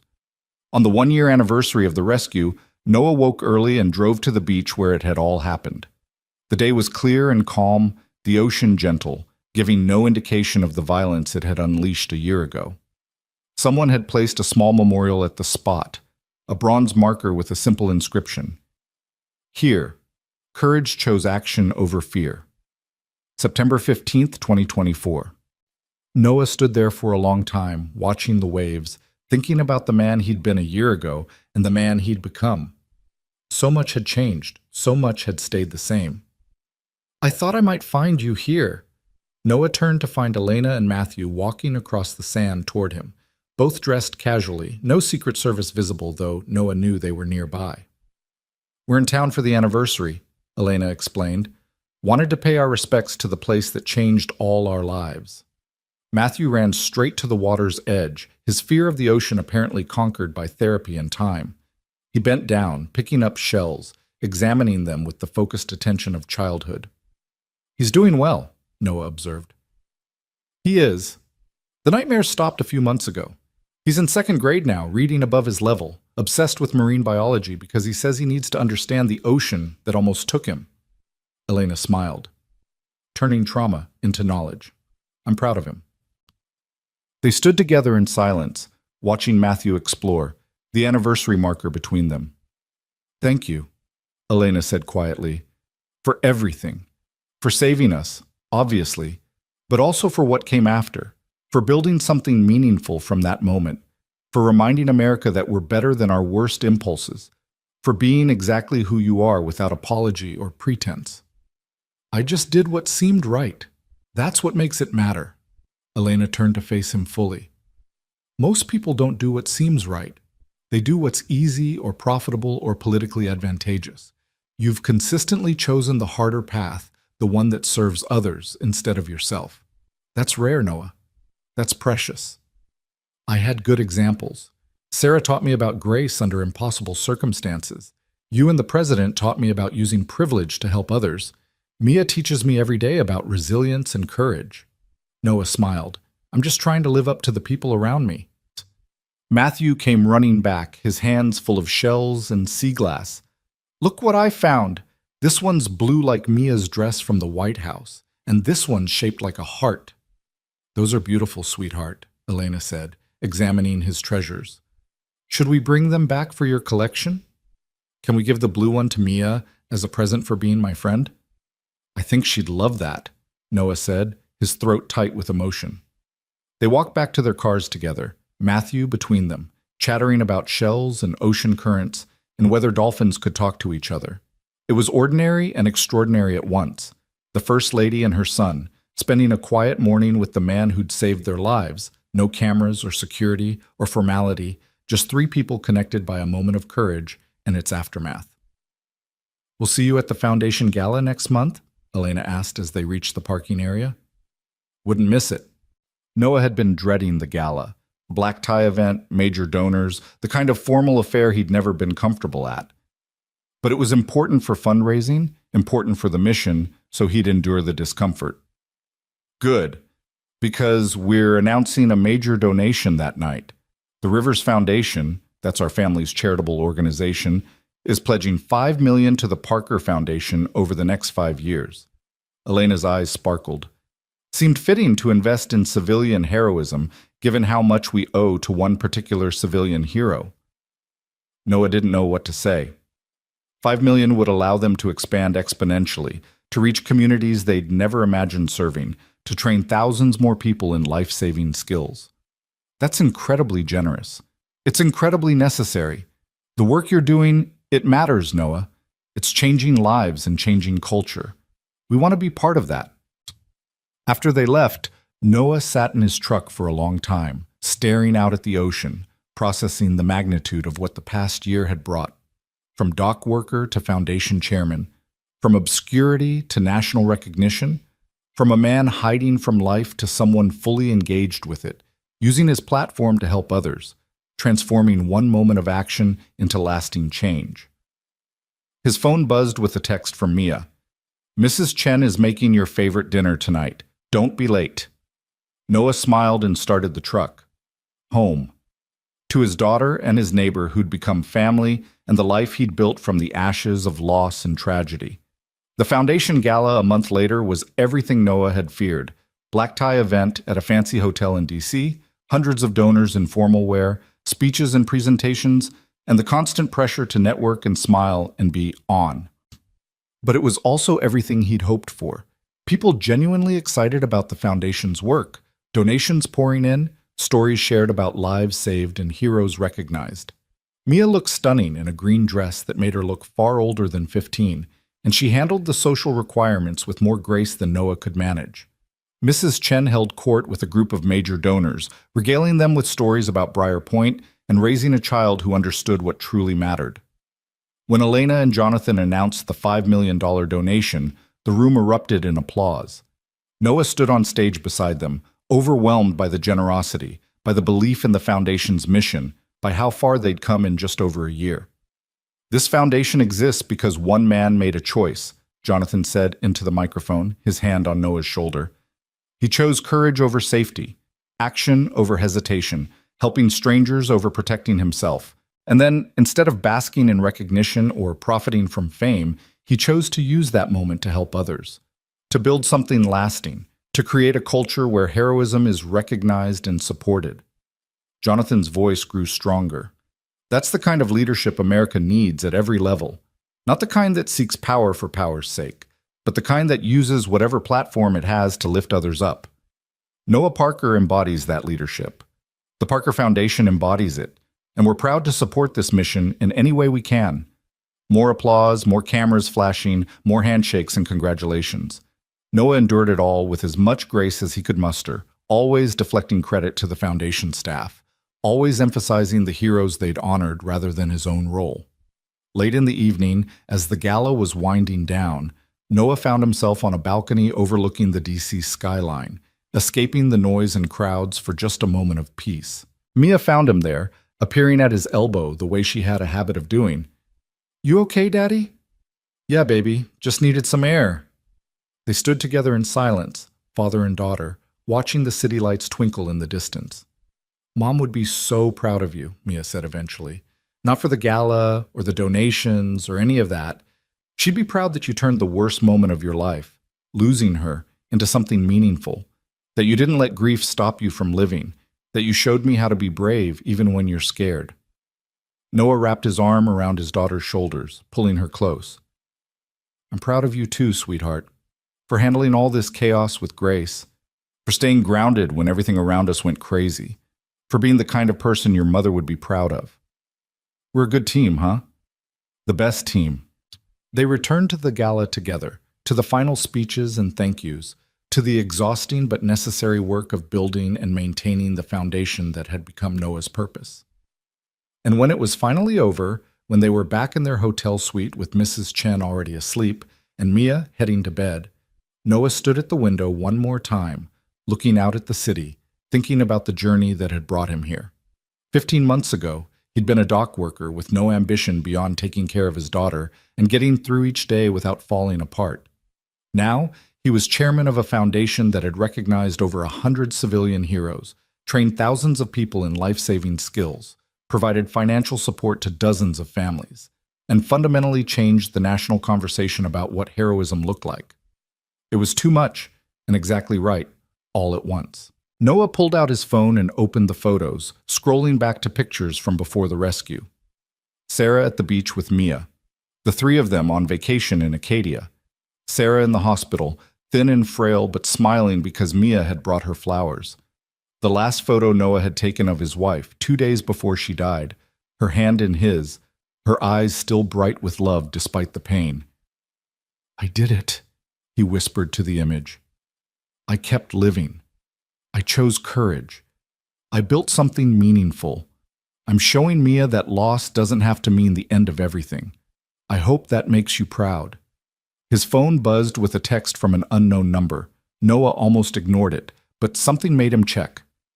"Mr. Parker, you don't know me, but I wanted to thank you. I saw your speech at the DNC and it inspired me to take a CPR class through your foundation. Last week my neighbor had a heart attack, and I was able to perform CPR until paramedics arrived.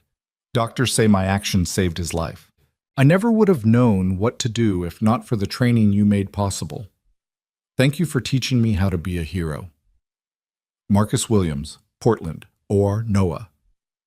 Read the message 3 times, his eyes blurring with tears. This was it. This was what all of it meant. Not the medals or recognition or galas with major donors. This. One life saved because the foundation existed, because skills were taught, because someone chose to act when the moment came. He saved the message, adding it to a folder he kept of similar stories. There were dozens now, maybe hundreds. People who'd taken CPR classes and saved lives. People who'd learned water safety and prevented drownings. People who'd been inspired by the foundation's work to be ready, to be trained, to be the person who helped, instead of the person who stood by helplessly. This was Sarah's legacy too. Her death had devastated Noah, but he'd transformed that devastation into purpose. Her grace in the face of impossible odds had taught him how to face his own impossible situation. Her belief in his essential goodness had given him the strength to keep being good, even when the world made it difficult. And now, through the foundation, through the work they were doing, Sarah's influence was rippling outward in ways she never could have imagined. Every life saved by someone with foundation training was, in some small way, a tribute to her. Every hero recognized was an echo of her own quiet courage. Every family supported was a continuation of the values she'd lived by. Noah sent a quick reply to Marcus. Thank you for sharing this. Your story is exactly why the foundation exists. You're a hero, and your neighbor is alive because you chose to be ready. That matters more than you know.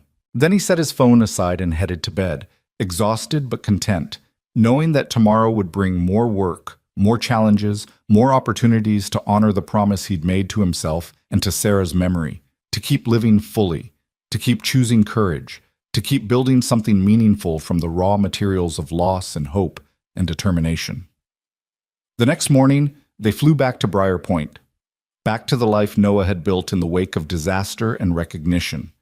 The town had changed in the past year, more tourists drawn by the story, more media attention, a general sense of pride that one of their own had become a national figure. But the core of Briar Point remained the same. A small fishing community where people knew each other, looked out for each other, embodied the values of service and courage that the foundation existed to celebrate. Parker Point Harbor was busy with morning activity as Noah drove past on his way home. He'd gotten his old job back eventually, not because he needed it financially, but because he missed the physical work, the routine, the connection to the life he'd lived before everything changed. He worked 3 days a week now, loading cargo and fixing equipment, and the rest of the time he devoted to the foundation. It was a good balance. The foundation gave him purpose, but the dock work kept him grounded, reminded him who he was beneath the recognition and responsibility. Mrs. Chen was waiting on his porch when they arrived home, a casserole in her hands as always, ready to feed them and fuss over them and maintain the rituals that made life feel normal. "How was the gala?" she asked, ushering them inside. "Overwhelming and wonderful," Mia reported. "They raised so much money, Mrs. Chen. The foundation can do so much more now." "Good. The world needs more heroes, or rather, the world needs to recognize the heroes that already exist." Mrs. Chen set the casserole on the counter. "Noah, there's a young woman who came by yesterday looking for you, Sarah's college roommate. She's in town and wants to talk." Noah felt his chest tighten. He hadn't seen Emily in years, not since Sarah's funeral. "Did she say what about?" "Something about a scholarship fund. In Sarah's name." Mrs. Chen's eyes were knowing. "I think she wants to make sure Sarah is remembered properly." The meeting happened 2 days later at a coffee shop overlooking the harbor. Emily looked older but fundamentally unchanged, still the vibrant, energetic person who'd been Sarah's closest friend through college and beyond. "Noah, thank you for meeting me." Emily's hug was fierce. "I've been following everything with the foundation. Sarah would be so proud." "I hope so." They talked for over an hour, Emily sharing her idea for a scholarship fund to support students studying emergency medicine, nursing, or related fields. Students who embodied the values Sarah had lived by: compassion, courage, dedication to helping others. "I have some money from my grandmother's estate," Emily explained, "and I want to use it to honor Sarah, to make sure her name is associated with training people who save lives. It seems fitting, given what you're doing with the foundation." Noah's throat was tight. Sarah would love that. She always said the world needed more people willing to run toward crisis instead of away from it. "Then let's make it happen." The Sarah Parker Memorial Scholarship for future heroes. Emily reached across the table to grip his hand. "She was my best friend, Noah. Letting her be forgotten, that's not an option. This way, her name will live on in the people we help train." They worked out the details over the following weeks, coordinating with the foundation to administer the scholarship, setting criteria that reflected Sarah's values, planning an announcement for the 2-year anniversary of her death. It gave Noah something to focus on besides his own grief, a way to honor his wife that felt active rather than passive. The scholarship was announced in October, and the applications poured in. Students who wanted to be doctors, nurses, paramedics, emergency responders.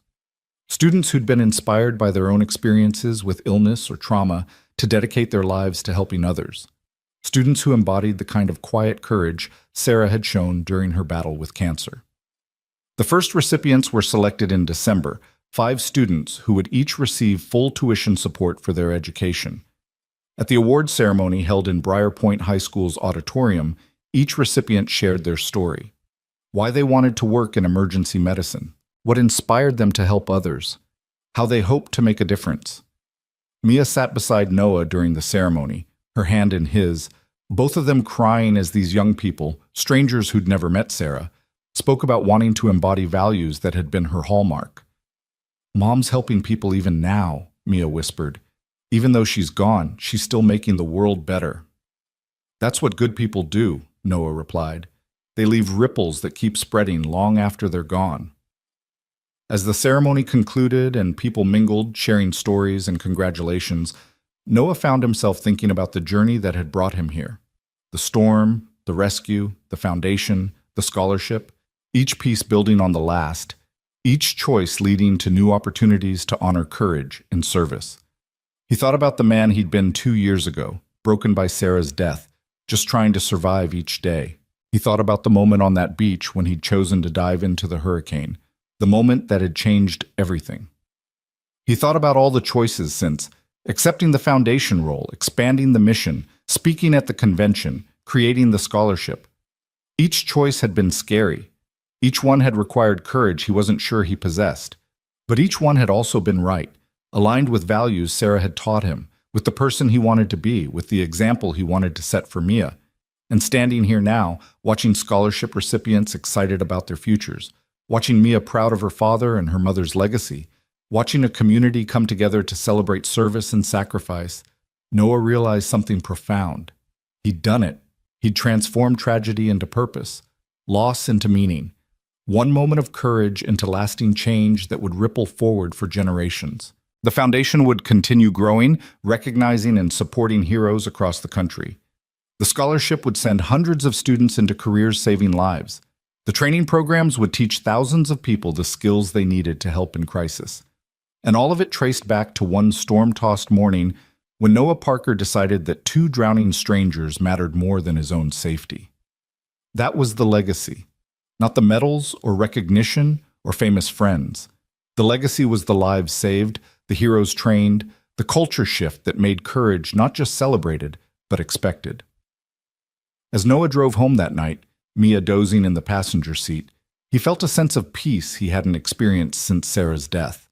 Not the absence of grief that would never fully fade, but peace with his journey, with his choices, with the man he'd become through loss and challenge and the constant choice to keep moving forward.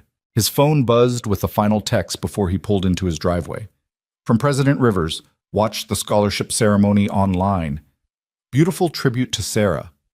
You're honoring her perfectly, not by holding on to grief, but by transforming it into something that helps others. That's the truest form of love. Noah sat in his driveway for a long moment after reading those words, his hand over his heart, feeling Sarah's absence and presence simultaneously. She was gone, but she lived on in Mia, in the scholarship bearing her name, in the values Noah worked to embody every day, in the ripples of courage spreading outward from one family's story of loss and resilience. "Thank you," he whispered into the darkness, not entirely sure who he was thanking. Sarah for teaching him about grace and courage, the President and First Lady for believing in him, his daughter for giving him a reason to keep fighting, Mrs. Chen for steady support through chaos, the foundation staff for helping build something meaningful, all the heroes they'd recognized for proving courage still existed. Or maybe he was thanking the universe itself for the strange and terrible and beautiful journey that had brought him from that storm-torn beach to this moment of peace. Sitting in his driveway in Briar Point, Maine, a medal in his drawer and a mission in his heart and a future stretching ahead full of possibility. He was Noah Parker, former lifeguard, former dock worker, current foundation chairman, always and forever Mia's father. He'd saved 2 lives in a hurricane and built something lasting from that moment. He'd chosen courage over comfort, action over fear, helping others over protecting himself. And in doing so, he'd saved his own life too. Not from drowning, but from the slow death of giving up, of letting grief win, of forgetting that life was meant to be lived fully even, especially in the wake of loss. That was the real rescue. That was the story that mattered most. Noah Parker had saved the first family. But in the process, they'd saved him right back.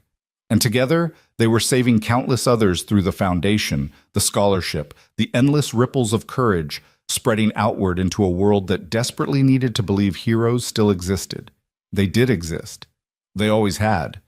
Sometimes they just needed someone to remind them.